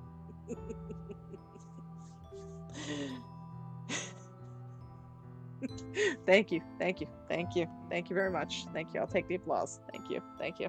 All right, let's go to stages of an anime fan. Introduced to a popular show like Cowboy Bebop, or a movie like Get S or Akira. Maybe watch some dubbed show on TV, which I will say that was my introduction to the anime. I was introduced by, Sailor Moon, Dragon Ball Z. 2. Discovers shonen manga and anime and starts to follow it religiously, practices hand seals, and tries out a Kamehameha. Which, no, never did that. 3. Seinen phase. Finds out about the classics of anime and the mature shows for a mature audience. Starts to debate styles and themes and writes essays on how something is better than something else. Starts collecting shows. I will say I do have a pretty good anime collection. 4. Finds out about moe shows. That's the bad drug right there. Moe shows, which he first follows because the designs are pleasing. Ends up debating the love life of fictional characters and gets upset over it. Man, I do that with World of Warcraft. So there we go. Torrents every single anime show that airs or that he reads about. 5. B or D phase, depending on the person. There's no chance of anything sexual IRL satisfying his needs. I know, I need to take a drink too. Doing that SpongeBob voice. Yeah. And he descends into endless collecting of doujins and obscure shows, mostly focusing on weird fetishes. Hey now. Big busted dick girls are not a weird fetish, okay? In any talk about anime, he is dismissive and full rage over failing at life, ashamed because of his obsession. I'm not saying because of my obsession. I actually like my obsession. Thank you. Let's go to a random page. Let's see what we get. Let's see what we get. Oh, Pokemon theory. Pelipper was evil all along. I don't feel like reading that because I don't feel like mispronouncing that name. Let's see. Ooh, Thomas the Tank Engine. How many of y'all want to see a creepypasta about Thomas the Tank Engine? You thought the SpongeBob one was bad. Thomas and the Magic Railroad. Director's cut. Let us go back to the year 2000, shall we? Remember Thomas and the Magic Railroad? That film that caused a lot of buzz? I happen to be a big fan. Of it myself. It recently piqued my curiosity that there was an unprecedented or unreleased director's cut of the film. Unprecedented and unreleased. And soon as I heard about it, I began to search for it. I tried contacting the people who worked on the film via emails or phone calls, because, people who worked on the film, they just leave all their shit out there, I mean, if you want to go find the person who animated your favorite show and you want to find the director's cut, all you gotta do is just walk up to their house and knock on their door. I mean, their address is just posted right there on the end scene credits. Phone calls, but I never got a response. Or I only got an answering machine. Gee, I wonder why. My last resort is contacting Britt Allcroft, the person who directed the film, through Skype, because they just answer every Skype call. I was interviewing her and asked her general questions like, where did you get the idea for this film? And what did you think of the finished film? I don't know if this is Thomas the Tank Engine. It's Thomas and the Magical Railroad. I'm assuming it's Thomas the Tank Engine. And whatnot. So I finally asked her about the purported director's cut, and she fell silent. I could see her face was growing pale. She proceeded to tell me, don't look for it. Just let the memory die. She hung up on the call right then, and I just sat at my desk, confused. I went to bed. I just smoked. Yes, go get a smoke. And I went to bed. The next day, I tried emailing Miss Allcroft about the director's cut in an attempt to find out more. I managed to get a response exactly 45 minutes later. Wait a second. 45 minutes later? Exactly? There is a particular author of a certain Sonic fanfiction, which if you guys want me to, I will find it and I will read it on air at a later time. Not tonight though. That one's long. But yeah, he likes to do exact timings, so actually I may find it. Maybe short enough for us to read here. I managed to get a response exactly 45 minutes later. The email said, "Just give me your address. I will send it to you. If you're sure you want to see it, then I guess I can't stop you. Beware, for the things you will see will forever stay in your mind for the rest of your life." I was unsure if I really wanted to see the director cut at this point. But hey, morbid curiosity got the best of me, as is the fate of every creepypasta character. So I sent back another email with my address and a thank you. A week later, I received a package from Brit herself. Because, you know, she sends out her own packages, you know, she's polite like that. Directors do that all the time. They send people shit all the time. It was a director's cut VHS tape. Although, honestly, I should be more concerned about the fact she sent you a VHS tape. But of course, this is back in 2000. I mean, she couldn't have sent you a DVD. That would have been nice. Strangely, it had the exact same design as the regular Thomas and the Magic Railroad VHS tape. Alright, go put your kiddo to bed. Don't let them listen to me read bad creepypasta. I hope you have on headphones. I popped it into my VHS player. Yes, I still have one. That right there, that tells me this guy's a serial killer. He still has a VHS player. And let it play. Man, just how I wish I could take that back. Man, there's a lot of things I wish I could take back. Like, you know, eating a gas station burrito, having some bad sushi. You know, yeah, there's quite a few things I wish I could take back, but usually watching a VHS tape, nah, not that. The familiar logo jingles weren't heard. Well, they were, so you're a liar. But the audio was very badly distorted and playing in reverse and goes to static. Guys, whenever I decide to do this again and read these bad creepypastas, I'm going to make a bingo card. And we're going to play bad creepypasta bingo. And if you get all of them right, we're going to put in all the tropes and cliches for bad creepypastas. And if you get it all right, I'll give you a round of applause. How about that? Or if you get it right, you can send me some money. There we go. That's what we'll do. You guys know I'm kidding. Well, they were, but the audio was very distorted, playing in reverse, and goes to static while the Alliance Pictures logo appears. Yeah, that intro wanted nothing with that logo. The Ghislaine Pictures logo was there. It was very distorted and playing in reverse. So the logo was playing in reverse? Or was the reversed music playing in reverse? Therefore it was playing the way it should? Okay. Static appeared in the background. Or reappeared in the background. After the logo was over, it faded to black. Very typical. You'll find in a lot of these bad creepypastas, it's a very typical color. The audio was still playing. The intro, the film was different. You know the part where Thomas is running late, right? Well, it just stays there. It just froze on Thomas. He didn't move at all. You couldn't even hear Thomas's voice. Just total silence. Sound of silence. And some say silence is a virtue. Not here, though. The screen stayed on Thomas for about 6 minutes until the tape cut to the scene of Thomas and the conductor driving down the rail. Wow, this is pretty late in the film. But there was no sound. It cut to static for about 5 minutes. But again, it was silent. The weird thing was, I could make out some sort of hidden video in the static. It looked like Mr. Conductor, which was no longer on Thomas, just laying on the rail. Thomas somehow just continuously ran over Mr. Conductor, and blood and guts splattered all over the screen. Oh, sick! I nearly vomited, but after the video clip ended, the film cut to the scene where Thomas is driving one of the characters in the film, but it was still silent.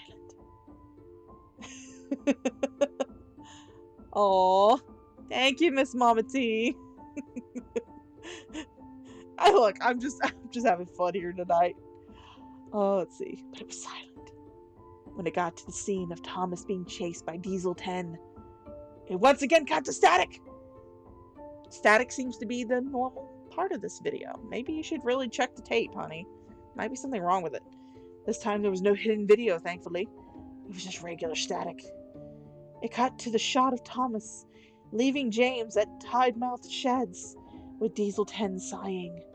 However, the scene went longer than I expected.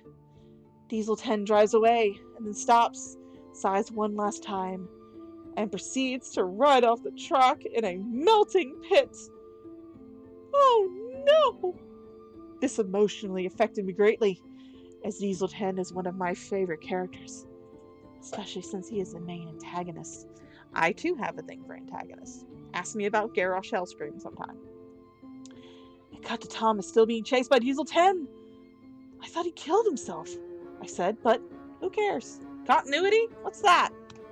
The disturbing thing is, the scene just keeps going. Diesel 10 actually kills Thomas by throwing him off the track via Pinchy. Thomas's disembodied head rolls toward the track and gets crushed with a hyper-realistic crunch by Pinchy. And you know, those hyper-realistic crunches. Very hard to accomplish, especially with today's recording software. There was no credits rolling. Instead, there was a sick video clip of a kid tied to a bed with a chainsaw guy. He said something to the kid. He said it as he was turning the chainsaw on. Hush, little baby, don't say a word. It'll be over before you know it. He then proceeded to cut the kid in half. Blood sprayed on the camera, then it cut to black. I couldn't take it. I screamed, "Oh, hell no!" Why is he yelling at the hail? What the hail do to him? Hail Mary? I don't know. Is it hailing outside? Did your like windows bust because of the hail? I don't know. I ejected the tape and smashed it with a hammer. I am never gonna buy any of the bootleg tapes like this. But you didn't buy it. It sent to you. I had nightmares about the tape for almost 2 weeks. One day, I got the original Thomas and the Magic Railroad tape, and as I sat on the couch for 25 seconds, counting each second on his watch because guy's got priorities, there was a whisper behind me that said, "Would you like to watch again?" I turned around and it was a Thomas doll with red eyes, smiling. I then threw the stupid thing out the window and said, "Leave me alone! I have no time to play!" If you ever see a bootleg VHS copy of Thomas and the Magic Railroad, stay away from it. Or why don't you destroy it? But this wasn't bootleg. You literally got it from the director, and it was the director's cut.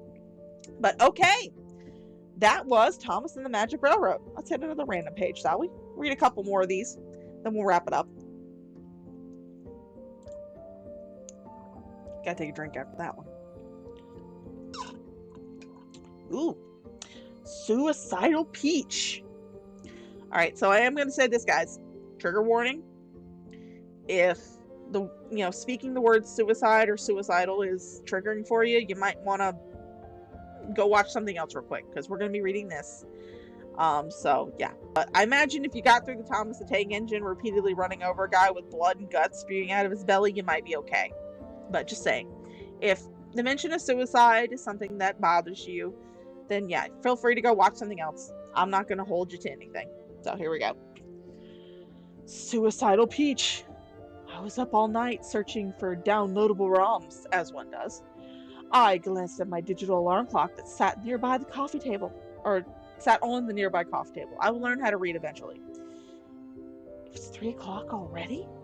Is it 3 o'clock a.m. or p.m.? Because, one of those is not that bad, actually.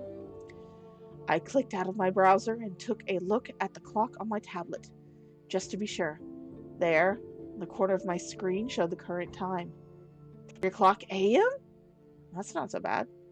I guess my alarm clock actually showed the core, so it was 5 p.m. I have no idea what that was. And SpongeBob was on, and there was an episode that was weird. It said, SpongeBob new episode teaches kids about weed. Well, sweet, someone's got to teach kids about weed. I was scared because my mom was in the room to see it with me, and I was tanked. Came on, and SpongeBob was high as fuck! What does this have to do with Peach? I thought this was Princess Peach. SpongeBob walked to his house and set it on fire with a used blunt. See, the kids, this is why you don't do weed. He sees a package of blunts and says, "Oh shit! I'm high as a shore! The cops are gonna bust me!" He hides the blunts in his garbage, and the cops came because Squidward got stitched after he snitched on SpongeBob for the smell. Oh, hey, W. Yeah, bad creepypasta time. We got done with the video, so I figured I'd read a couple of these. SpongeBob hides in his secret basement where he has a disguise as Squidward. And he goes outside with the disguise on. SpongeBob goes into Squidward's house, and Squidward gets arrested and charged with weed. Squidward said, "It's not true!" But a flashback shows SpongeBob putting marijuana in Squidward's coffee. That sounds like a good cup of coffee right there. Patrick then goes to SpongeBob's house, where they played Crack Wars, the board game where you smoke crack and have to take turns defeating ninjas. That sounds like a damn baller of a game, man. I'd play it. Holy shit, I was so scared my brown weed came out of my ass. And my mom arrested me because she was secretly the cop from the episode, and I was SpongeBob. I was SpongeBob the whole time, and I'm in jail with O.J. Simpson. He forced me to drop the soap. Maybe my mother reset it while I was attending school. It wasn't working for the past 9 days. Perhaps I'll ask her about it tomorrow if I remember. You know, during those parental visits, you know, for brown weed coming at your ass. I shrugged it off and proceeded to reopen my internet browser. Huh? Did I open this window earlier? I stared at the bright pink page on my screen. Maybe if I scroll down, I'll find something on the page. Maybe it will refresh my memory a bit.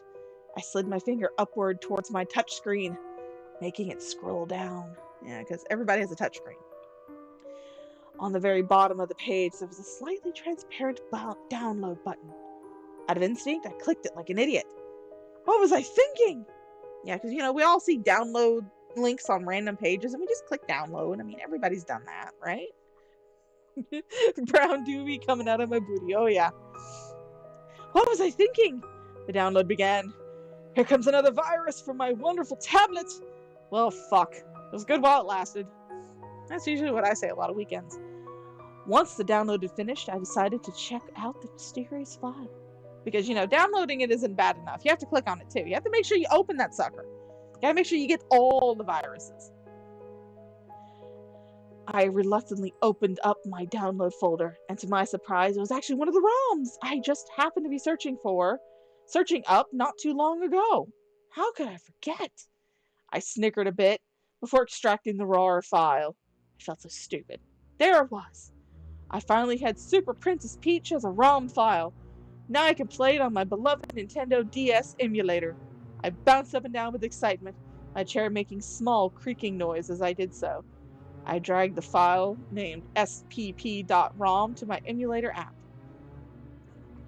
As one does. The ROM started loading into the emulator. Within seconds, the game's title screen had finally popped up. Sorry, I'm going to be reloading. The background music echoed a bit as it played. Nothing too bad.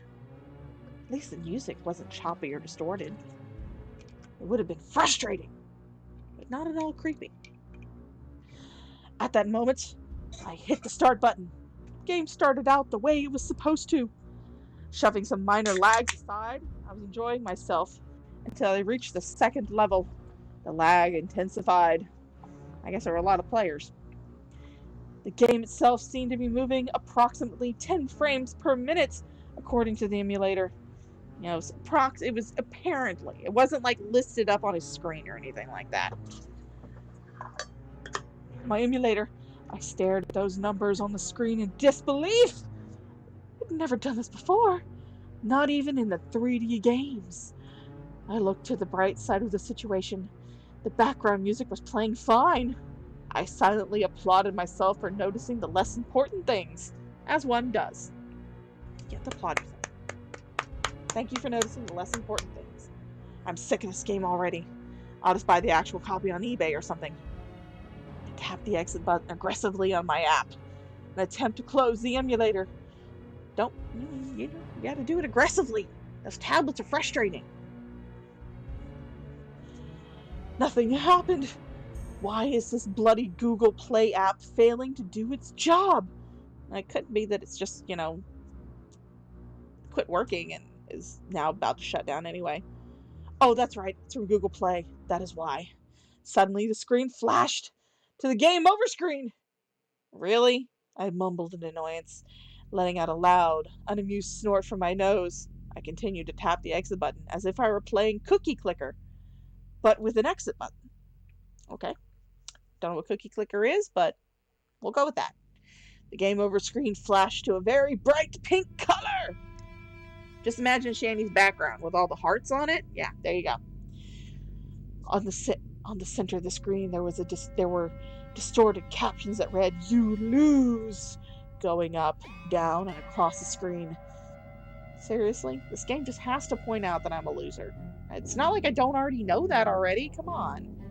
It looked as if a kindergartner had taken down the classroom's paper decorations of the alphabet and threw them everywhere as if they were confetti. It's very, very specific. I tapped the captions a couple of times, and then it occurred to me, I don't remember this being in the game. Oh, it couldn't be because you downloaded it from a shady website. After several minutes of tapping the captions like a clueless foreigner, a foreigner as if someone from a foreign country, not the band Foreigner, they finally changed to, did I win? The background music changed as well. Instead of the happy-go-lucky music that was playing seconds ago, I was now listening to Peach's voice constantly repeat what the caption said. I threw the tablet across the room. This was getting too creepy. How dare Peach's voice repeat the captions to me as if I can't read. Can't write, but I can read. The device shut off as soon as it hit the wall. I could still hear a voice right behind me, getting closer. Something or someone reached over my shoulders. Something which felt like hands, and it was silky, soft, almost as if they were wearing gloves. My heart wouldn't stop pounding. I tried to scream, but it only came out as a whisper. I've never been this scared in my entire life. Looks like I won the game, Annie. A high-pitched voice whispered in my ear, and after that, I blacked out. So we started out with a very, very trippy SpongeBob doing weed, and for some reason they shit weed.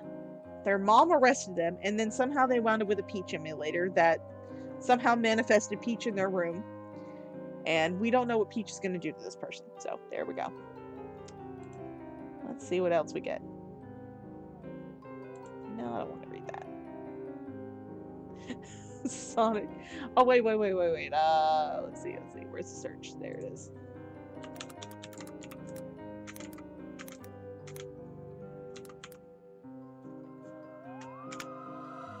Let's go. Alright, here we go. You guys recognize this? You guys recognize this? Look at that. Yeah, there we go. Let's read the classic, shall we? Sonic.exe. I'm a total Sonic the Hedgehog fan, much like everyone else. Okay. I never really liked the games that much, honestly. I like the TV show more. Never really played the games too much. I like the newer games, but I don't mind playing the classics. I don't think I've ever played a glitchy or hacked games before. Glitchy or hacked games. Plural. Make lots of glitchy or hacked games. Though, I don't think I want to play any after the experience I had.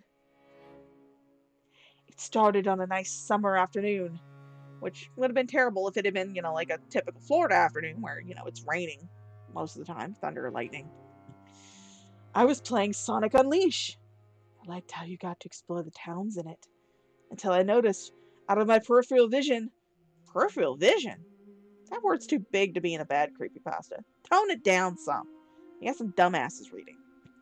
But the mailman had arrived and put something in my mailbox as usual and left. I'm glad he left. Really glad he left, because then if he had stayed around, I probably would have had to call the cops.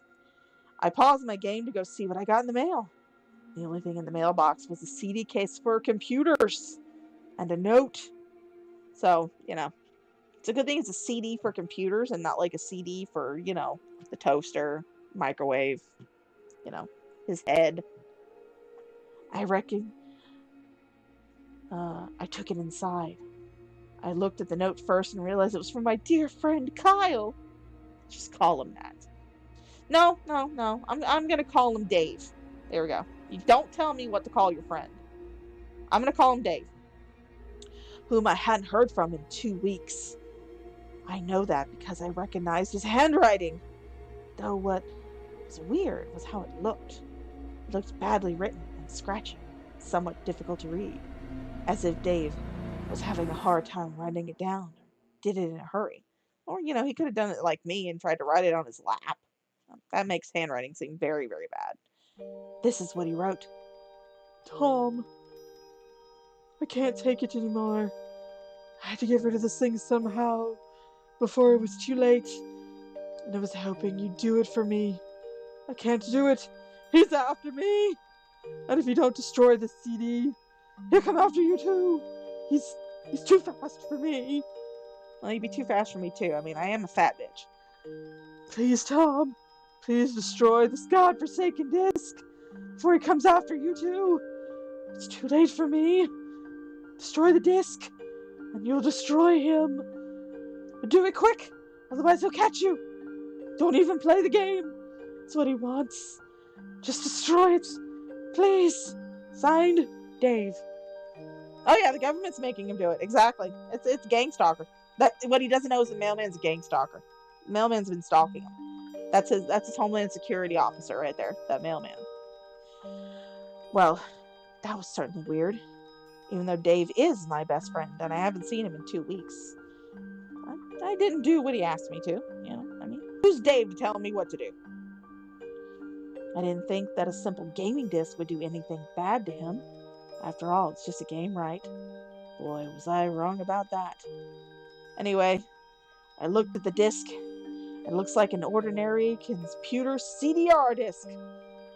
Unlike, the CDR, unlike the CDR discs that look like, they're for, again, microwaves, fans, the kitchen table. Except it had black marker written on it. Oh no, not black marker. Except it had black marker on it written Sonic.exe. And it was much unlike Dave's handwriting, meaning that he must have gotten it from someone else, like a pawn shop or eBay. Those damn things. Yeah, Dave's not the boss of me. Like a pawn shop or eBay. Yeah, we all know how sketchy eBay is. Don't buy games from eBay. They'll be haunted. When I saw Sonic on the writing of the CD, I was actually excited and wanted to play it because I am a big Sonic fan. As if he didn't make that perfectly clear at the beginning of the story. I went up to my room and turned on my computer and put the disc in and installed the game. When the title screen popped up, I noticed that it was the first Sonic game. And I was like, awesome! Because, like I said earlier, I like the classics. The first thing I noticed was out of place was when I pressed the start. There was a split second when I saw the title image turn into something much different. Something that I now consider horrifying. Before cutting to black. You're going to notice that this guy here is a giant pussy. Tom? Yeah, he's a giant pussy. Hold on, you take a drink.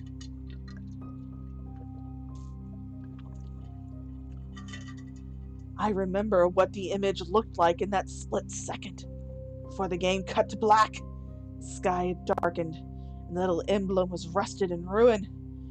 And the Sega 1991 was now Sega 666. And the water turned red like blood. Except it looked hyper-realistic. I know, didn't you see the movie The Rain? Come on now. Be smart, dude. But this is a creepypasta author we're talking about. They're not smart. But the freakiest thing was that in that split-second frame was Sonic. You know, the main character of the game. His eyes were pitch black and bleeding. You might want to get that checked out. 2 glowing red dots staring right at me. Yes, Tom. Yes, he was staring at you. He wasn't staring at anything else. He wasn't just staring out the front of the screen. No, he's staring directly at you. And his smile stretched up wider to the edge of his face. I was rather disturbed by the image. I was rather disturbed about the image when I saw it. I figured it was just a glitch. Forgot about it. That's the curse of a creepypasta author. After it cut to black, it stayed there for about 10 seconds or so. You'll notice this guy is very, very particular and specific on timing. Yeah, so you can just imagine him doing this entire story sitting in front of his computer with like a stopwatch next to him or looking at this wristwatch counting the seconds. Yeah. The fun part is that you can actually download a fan game of this. Someone actually made a fan game of this creepypasta. So there you go. If you ever want to do it, just look up sonic.exe. But beware of viruses, because otherwise you'll wind up getting SpongeBob doing weed and you'll shit out a brown doobie. So just be careful. Staring right at me. A smile had stretched out wider up to the edge of his face. I was rather disturbed by the image when I saw it. But then I figured it was a glitch and forgot about it. After cut to black, it stayed there for about 10 seconds or so. And then another weird thing happened. Save file select from Sonic the Hedgehog 3 popped up. I was like, what the fuck? What's this doing in the first Sonic game? Because the whole, fucking black-eyed Sonic wasn't tell enough. Anyway, then I noticed then I noticed something was off. Really, something else is off. The background was the dark, cloudy sky of the bad Stardust Speedway level from Sonic CD. And there was only 3 save files. Oh no, not only 3. What do I do if I want to save 4 files? What am I gonna do? The music was the creepy Caverns of Winter music from Earthbound. Only it was extended and seemed to be in reverse. So we have slowed down, extended music, and it was in reverse. So if you have your creepypasta, if you happen to have your creepypasta bingo cards, those are 2 things you can check off. And the image for the save file where you see preview the level that you're on is just red static for all 3 files. What freaked me out more, as if, this is actually something that's going to actually affect him in real life. What freaked me out more was the character select. It showed only Tails, Knuckles, and to my surprise, Dr. Robotnik. Now I was sure something was up. Really? Like, last couple of paragraphs, nothing was up? Oh, alright. Alright. I mean, how can you play as Dr. Robotnik in a classic Sonic game, for crying out loud? The humanity! That's when I realized that this wasn't a glitchy game. It was a hacked game. Oh, really? Really? What signs do you, what proof do you have that it's a hacked game? You don't know. You don't know that. What proof do you have? Have you talked to the hacker? Have you talked to them? Have you gotten definitive proof that it is a hacked game? I mean, you could just be bullshitting us. This could be actually what the actual Sonic game is supposed to be. You don't know that. Yeah, it definitely looked hacked. It was really creepy. But as a smart gamer, we all know this don't exist, I wasn't scared. At least I tried not to be. I told myself that it was just a hacked game. There's nothing wrong with that. Anyway, shaking off the creeped out feeling, I picked file 1 and chose Tails. And when I selected and got started, the game froze about 5 seconds. Oh no, not freezing. I'll tell you what, that is actually freezing a game when you select a character is actually really, really scary, especially if you play an MMORPG like World of Warcraft, because that can mean the servers are crashing. That is just hell on earth right there. For 5 minutes, that was when the peaceful music started to lower down to a very, very slow, deep tone. Very slowly, as I kept going. Did the music slow down? Or did your brain cells? That's what I'm asking. I suddenly saw something. Wait a second. Hold on. Okay. We jumped ahead a little bit.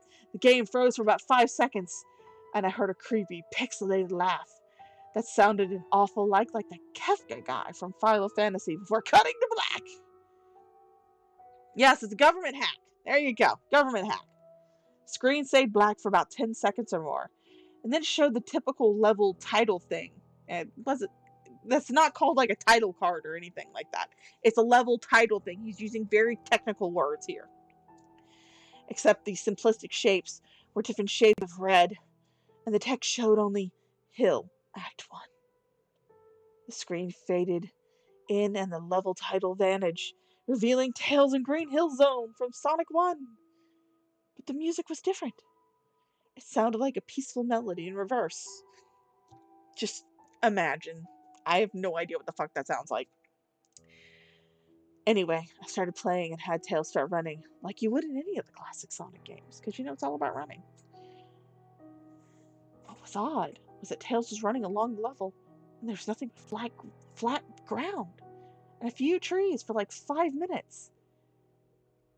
That was when the peaceful music started to lower into slow, deep tones, very slowly, as I kept going. I suddenly saw something, and I stopped to see what it was. It was one of the small animals lying dead on the ground, bleeding. Bleeding. With blood. Type of thing. That was when the music started to slow down. Tails had a shocked and saddened look on his face that I never saw him have before. So I had to move along. We all gotta move past traumatic events in our lives, like seeing dead animals on the ground. We gotta move past that.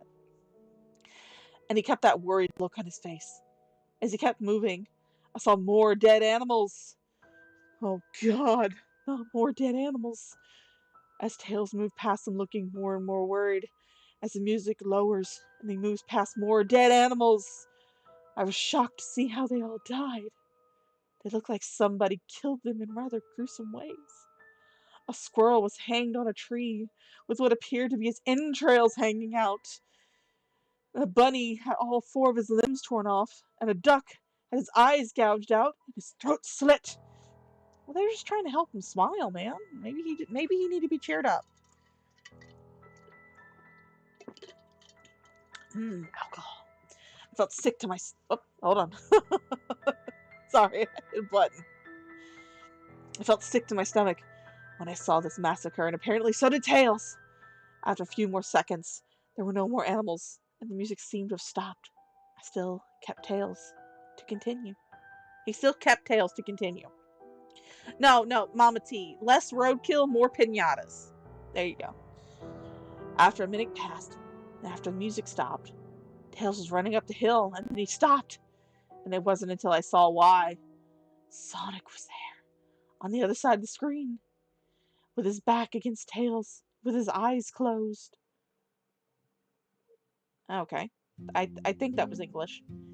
Tails looked happy to see Sonic, but his smile faltered, obviously noticing that Sonic wasn't responding to him. Or maybe he just thought you were a dick, Tails. I don't know. And maybe he didn't like the fact that you left all of those animals just littering the ground. I mean, geez, come on, pick up after yourself. If not acting as if he was totally oblivious to Tails' presence. Tails walked slowly towards Sonic, and I noticed I wasn't even moving my keyboard to make him move. Because, everyone moves their keyboard when they want to move in a game. You move your whole keyboard. And when you want to do something in Taxman, you hit your keyboard against your desk. That's how games work. So you move your keyboard to make it move. So this had to be a cutscene. Suddenly I began to have a growing sense of dread as Tails walked closer to Sonic to get his attention. I felt that Tails was in danger and something bad was going to happen. I heard faint static growing louder as Tails was but inches away from Sonic and stopped and stuck his hand out to touch him. That foreboding in my feeling in my gut was growing stronger, and I felt the urge to tell Tails to get away from Sonic as the static grew louder. Because, yelling at your computer screen telling a pixelated creature that is a computer-programmed creature to get away from another computer program pixelated creature. That's the sign of a sane person. Suddenly, in a split second, I saw Sonic's eyes open, and they were black with those red glowing dots, just like the title image. Though there wasn't a smile. Maybe he didn't feel like smiling. Can't smile all the time. When that happened, the screen turned black, and the static sound was off. Okay, did the static sound go off, or did it turn off? Or was it just off? Everything's off about this. It stayed black for about 7 seconds, and then white text appeared forming a message saying, "Hello, do you want to play with me?" At this point, I was creeped out. I didn't want to continue with the game, but my curiosity got the better of me. Again, the curse of a creepypasta author. When I was taken to a different level, with the level title now saying, Hide and Seek. This time I was in the Angel Island level from Sonic 3. It looked like everything was on fire. Oh, so I was there? Sweet. Tails looked as though he was scared out of his wits this time. He actually looked at me and made frantic gestures to me as if he wanted me to get out of the area as if he wanted to get out of the area he was in as fast as possible. And I was starting to get freaked out by this. I mean, Tails was actually breaking the fourth wall, trying to tell me to get him out of there. Or you're just high. That could be it. I mean, did just read an entire fanfiction about SpongeBob and shitting weed. It could just be really, really high. So I pressed down on the arrow key as hard as I could and made him run as fast as he could. A pixelated version of that creepy theme when you meet Shadow at the Ark as Robotnik from Sonic Adventure 2 was playing. Fuck, that's specific. As I made Tails trek through the desolate forest, trying to help him escape from whatever he was trying to run from, suddenly I heard that creepy laugh, that awful Kafka laugh. Right after 10 seconds had passed, as I helped Tails run through the forest, and then I suddenly started seeing flashes of Sonic popping everywhere on the screen, again with those black and red eyes. Because we don't realize that this is Sonic with black and red eyes. You have to keep repeating it to us. We know. We can read. The music changed to that suspenseful drowning jingle. I'm sorry, every time I read suspenseful drowning jingle, I'm just like, okay. I would love to drown to a jingle. As I see Sonic behind Tails slowly gaining up on him, flying! Sonic wasn't running, he was actually flying! The flying pose his sprite was making looked very similar to Metal Sonic's flying pose in Sonic CD, except it was just Sonic. He had the black and red eyes again, only this time he had the most deranged looking grin on his face. He looked as though he was enjoying the torment he was putting the poor little fox as he gained up on him. I mean, I would like to remind everybody, if you do not know of Sonic or the characters, Tails can fly too. He's got two tails, they spin around at his ass, and he uses them like a helicopter. So I don't know why he's just not flying now, but I guess he forgot. I don't know. Suddenly, when Tails tripped, this was another cutscene.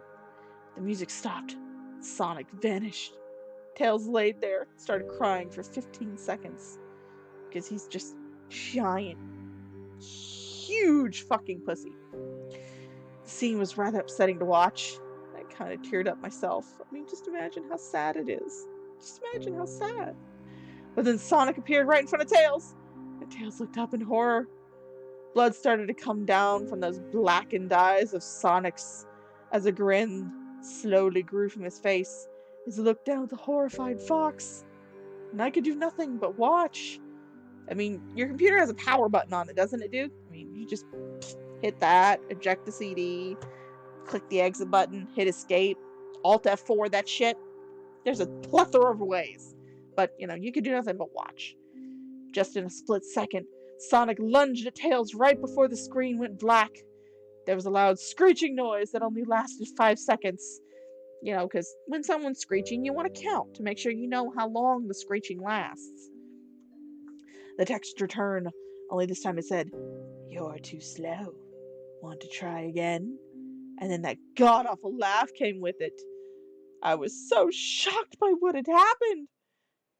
Did Sonic murder Tails? No. No, he couldn't have. He and Tails are supposed to be best friends, right? Why would Sonic do that to him? Why would he kill him? I shook the shock off as I was brought back to the character select. The save file that had Tails was different. Tails was no longer in the box itself. It was in the TV screen itself. It was flickering with that red static. Tails' expression scared me. His eyes were black and bleeding. His orange fur had gone black, and the expression of anguish on his face. Okay, so he had a goth makeover. We all go through those emo phases, all right? We all do. And if you deny it, you're just deluding yourself. We all went through our emo phase.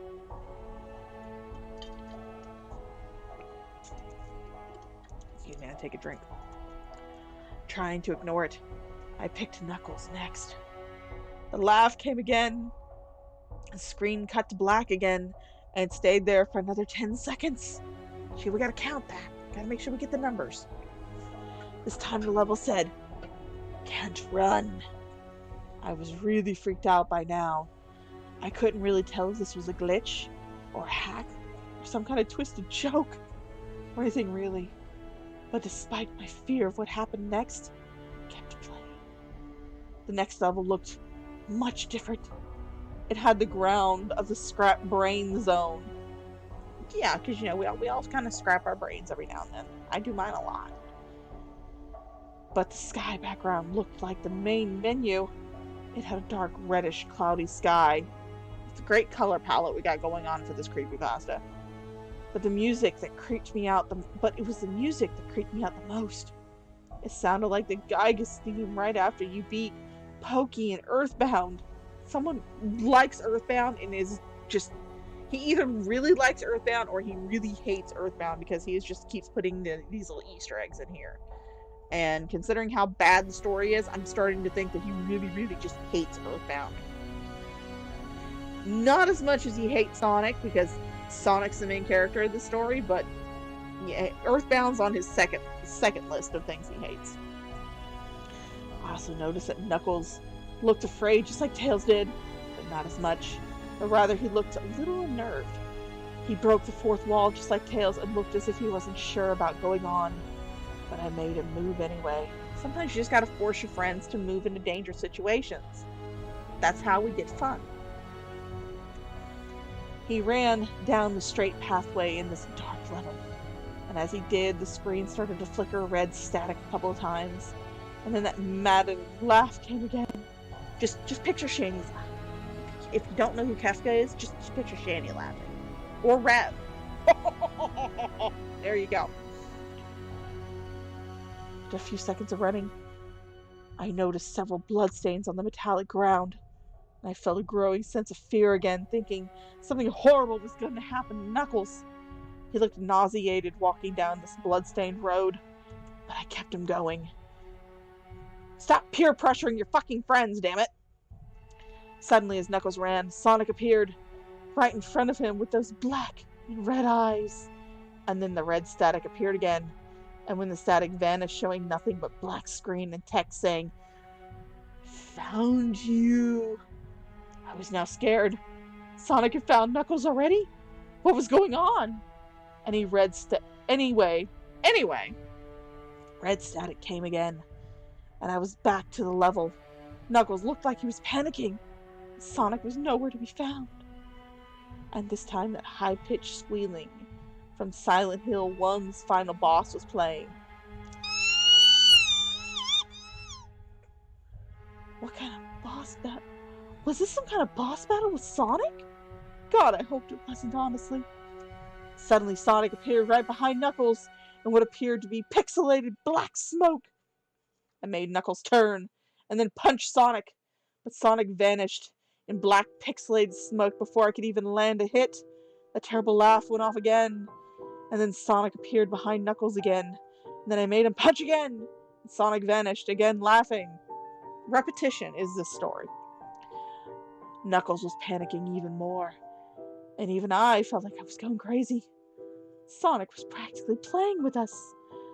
He was playing a sick and twisted little mind game with me and Knuckles.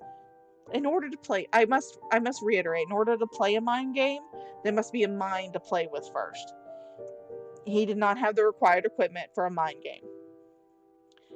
Another cutscene played as Knuckles fell to his knees and clutched his head, sobbing. I felt his agony.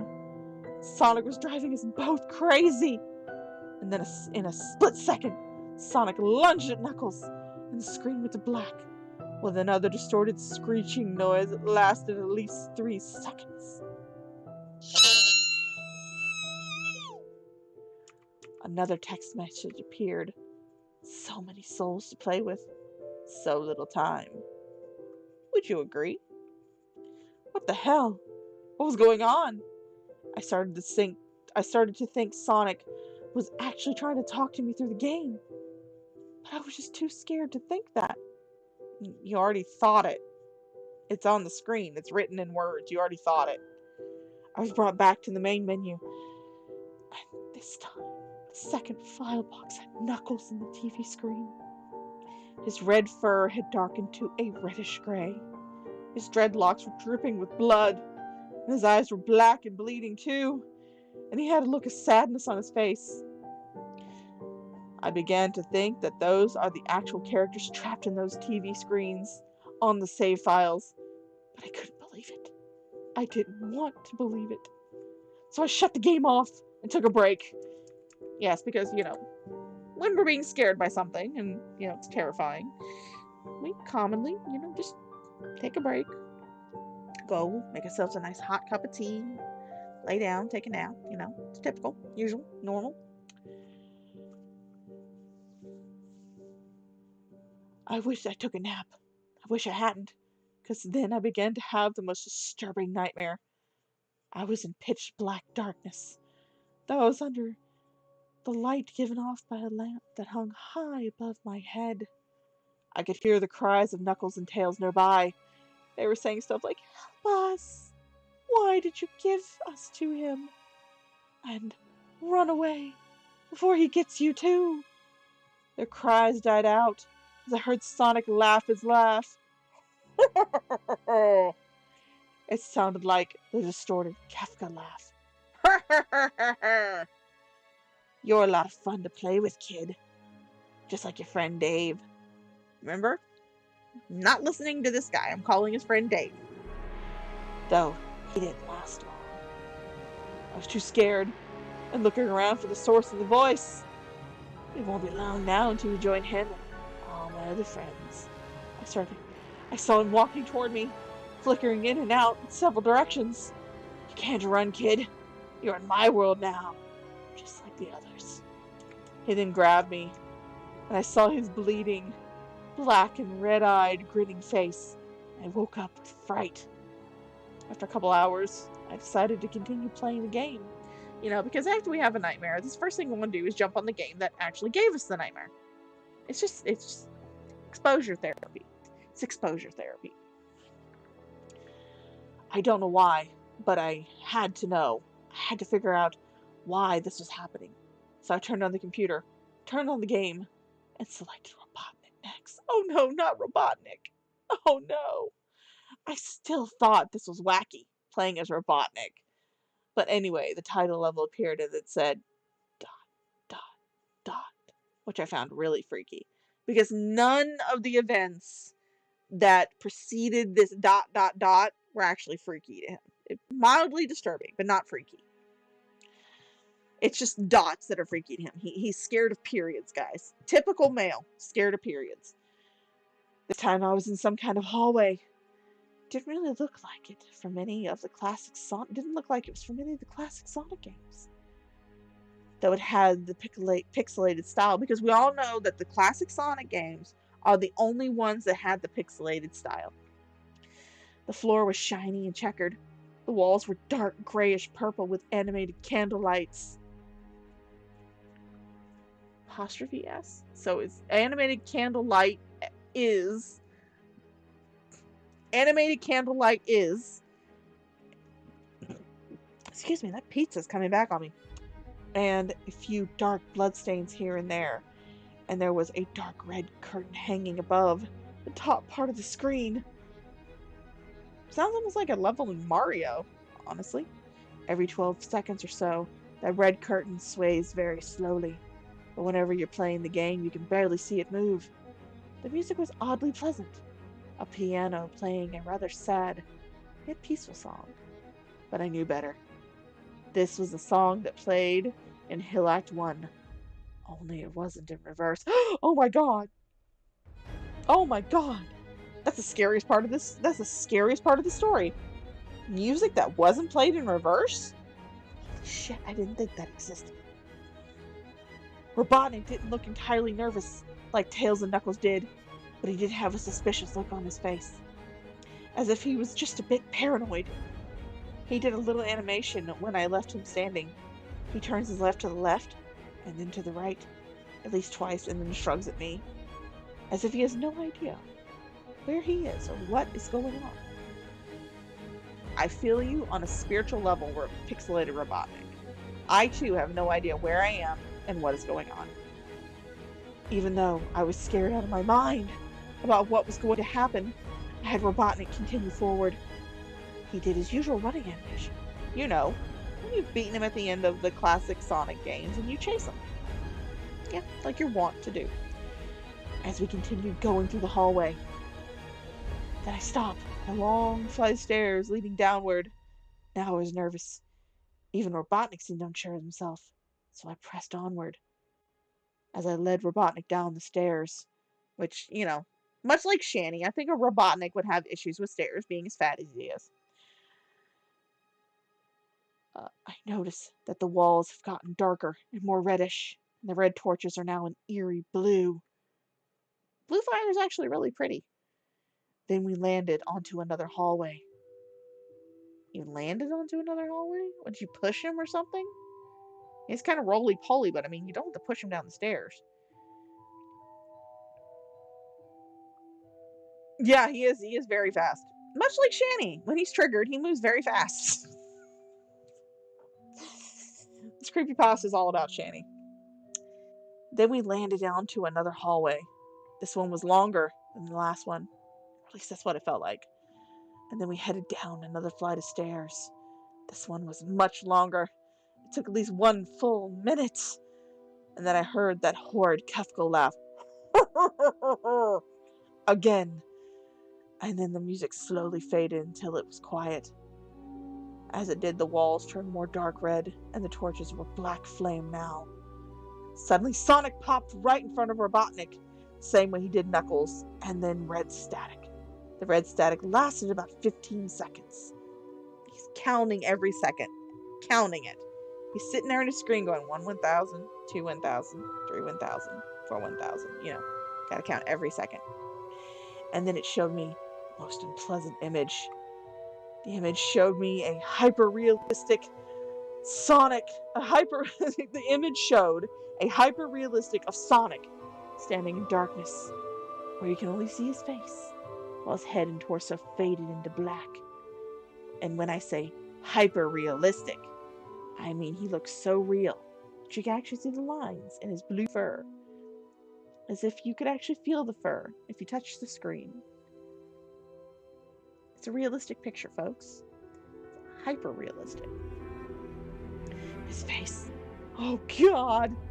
He had the most horrifying smile I'd ever seen. He only had 4 teeth. And that's saying something, considering I saw that image at the start of the game. His eyes were wide and black, and once again crying blood, which also looked hyper-realistic. You know, because something can't be realistic, it has to be hyper-realistic. You know, can't just look real, it has to look very real. And there were 2 small, glowing red dots in those black eyes, staring right at me. It was staring into my mind. Again, you were missing the requirements for that. You are missing the required equipment. For him to stare into your mind, you must first have a mind to stare into. His grin was wide and demonic. It literally stretched to the sides of his face like a Cheshire cat, except Sonic had fangs, very sharp fangs, much like the werehog's teeth, except more vicious looking, somewhat yellowish, and from the look of it, it stains blood, small bits of flesh on his lips and fangs, as if he ate some animal. Yeah, he could have just had a hamburger. He likes chili dogs. Could have had a chili dog.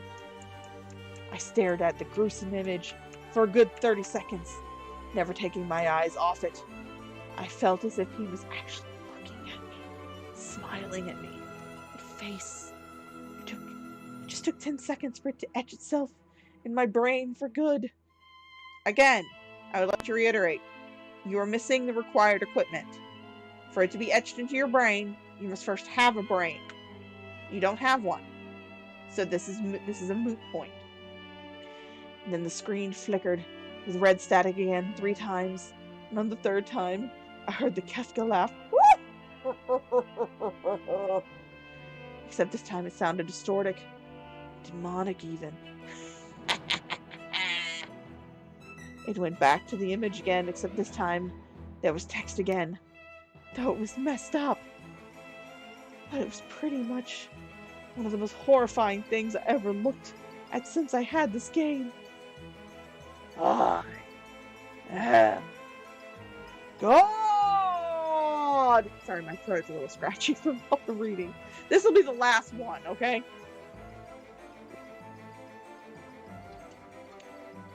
Alright. It was when I read that message while looking at Sonic, when it hit me, I realized right then and there, this Sonic was a monster! A pure evil, sadistic, all-powerful, nightmarish, demented monster! So yeah, basically he's God. And all of his victims, including Tails, Knuckles, Robotnik, and possibly Dave, they were all his little toys. And the game was the very gateway into his chaotic, nightmarish world, and the very hell his victims were trapped in. Suddenly, in an actual split second, I screamed! I'm not screaming. Sorry, my throat's already scratchy. This is gonna be the last one, guys. Sonic lunged at the screen, screeching loudly, with his mouth wide open to an unnatural length, revealing nothing but a literally spiraling abyss of pure darkness. Very emo. See? I told you, everybody has an emo phase. Tom's going through his emo phase. Before the red static came again. This time, much louder and distorted. So loud that it hurt my ears. I yelled and grabbed my ears as the red static screeched for a good 7 seconds. While he's yelling and screaming and clutching his ears, he's counting each second. Just make sure he gets those numbers. Yeah, Mama T, my throat's starting to hurt. I gotta quit the reading. So, this will be the last one. We've been on for almost 3 hours. But, I mean, if this is something you guys want to hear again, I will definitely do this. I'll definitely go through another night reading nothing but creepypastas. And then it stopped. It showed nothing but black screen. As I sat there staring at the black screen, one last text came up. You ready for round 2, Tom? The Kefka laughed. Now sounding more clear as if Sonic was right behind me. Played again 3 times as I looked at that text in shock and confusion. Then I got booted back to the main menu, and this time the 3rd save file had a TV image of Robotnik in the same tormented state as Knuckles and Tails. Robotnik's skin turned a dull gray. His mustache had drooped and had blackened. His glasses broke, and blood is coming out of them, as if he were a mere, and he had a mere dead-like expression on his face. Just a mere dead-like expression. Just a mere one. Not important. The computer shut itself off. The computer is smarter than Tom. It's proven. Artificial intelligence is smarter than creepypasta authors. I sat there for maybe 25 seconds, horrified by what had just happened. Sonic is the very embodiment of evil. He tortures people who play his game in more ways than one, and then when he gets bored, he drags you into the game, literally drags you to hell, where he can play with you always as his toy. That doesn't sound too bad, especially if he likes to use toys. Yeah, let's go. I can't get the game out of my computer. I think it's stuck in there. But at least I managed to turn it back on now. After I sat there for 25 seconds. Again, he's counting each individual seconds as he just sits there and stares at his computer. I hear a voice right behind me, like a whisper. Try to keep this interesting for me, Tom. I turned around to see where the voice came from, and what I saw made me scream. Sitting on my bed, staring right at me, was a Sonic plushie, smiling with bloodstains under its eyes. Alright, so this is a very classic troll pasta. Unfortunately, the guy who wrote this wrote it seriously. And so this is his response to it being deleted from the actual creepypasta wiki and being put into the troll pasta wiki. So we're going to read his response to it. And it's very mature, I promise. Let's see. It said, author's response to this story being deleted. Note, the original journal has been deleted. You can find the archived version of it here, along with all the comments, at least the ones that weren't deleted by the author for being too negative. It says, I deeply regret to inform you all that I received some bad news. The admins of the Creepypasta wiki have finally decided to delete Sonic.exe off of the wiki. I'm wondering why. On the grounds that it was badly written and had too many cliches, and was a bad example of what should be a creepypasta. Bull freaking horseshit! As you know, I am furious with the fact that my masterpiece, which has won the hearts of millions and has made a massive impact on the internet, is being brought down by a bunch of jealous, arrogant, retarded, furry haters. But that does not mean I'm going to sit down and take this lightly. Nope. Stop trying to imitate Ducky, you fucking bastard. They've been messing with the bull, and now they've called out the horns. Listen, everyone, I need your help with this. We're at war here. I want every Sonic.exe fan who is reading this to get the word out. I want you to tell every other Sonic.exe fan out there, every fanfic, every artist, every follower of my creation about this. Tell your friends who are also Sonic.exe fans if they have to. Tell them we have to keep the spirit of Sonic.exe alive. Make more fan art. Make more videos. Block the haters. Praise Sonic.exe like you never have before. Build websites dedicated to his greatness. Whatever you gotta do to keep him alive and strong. Just do it. The deletion of Sonic.exe from the wiki is but a minor cut on our flower of greatness, my friends. And that cut has done nothing but further the spreading. And we're the pollen to this flower. We need to prepare for our victory over the haters. The haters need to bleed for their crimes. Rejoice, my fellow Sonic.exe fans. Our glorious little hellspawn shall have a laugh yet. This will be his ultimate victory. The absolute subjugation of the internet itself. Alright. Okay. There are several people who have also read this online who did it better than me. One of them is my favorite dude, Yuri of Win. Fantastic guy. Look him up. In fact, actually, let me get the link. And I'm going to put his video in the chat so you guys can go read it. Excellent reading. Excellent dude. He also does more of these. So if you want to hear someone really read some bad creepypastas, he's the dude to go to. It's so funny how he does this. But anyway, that's going to be it for me, guys. I really need to rest my voice because doing these little funny voices and everything is starting to make it scratchy. And the alcohol can only do so much. Plus, I've almost been on for almost 3 hours. So, but if you want me to do this again, let me know. I will be glad to come on and read some more bad creepypastas, look through some bad videos. If you guys have any suggestions for videos, I know I had the comments turned off for a little while, but I've turned them back on. Feel free to leave me any comments, suggestions for, what you want me to read or what you want to watch. I kind of want to start doing sort of like a variety type show where I do both watching bad videos, like reacting to bad videos, and also reading some bad stories, which I think would be interesting. So that's something that I'm wanting to do going forward. If you want to do that, we can do that. Definitely something we can do. But I gotta go rest my voice, finish the rest of my drink, and crawl my ass into bed. Because I've been up since 4:30 in the morning, and I'm tired, and I need to pee. So I will see you guys later. I really hope you guys had some fun. I know we didn't have that many people here, but I'm so glad for everybody that did show up. You guys are awesome. I'm really, really grateful and thankful. I was really nervous about getting back into streaming again, and you guys just made it all worthwhile. So thank you so much for everything. So I will see you guys later. My voice is really starting to... Thank you, Mama T.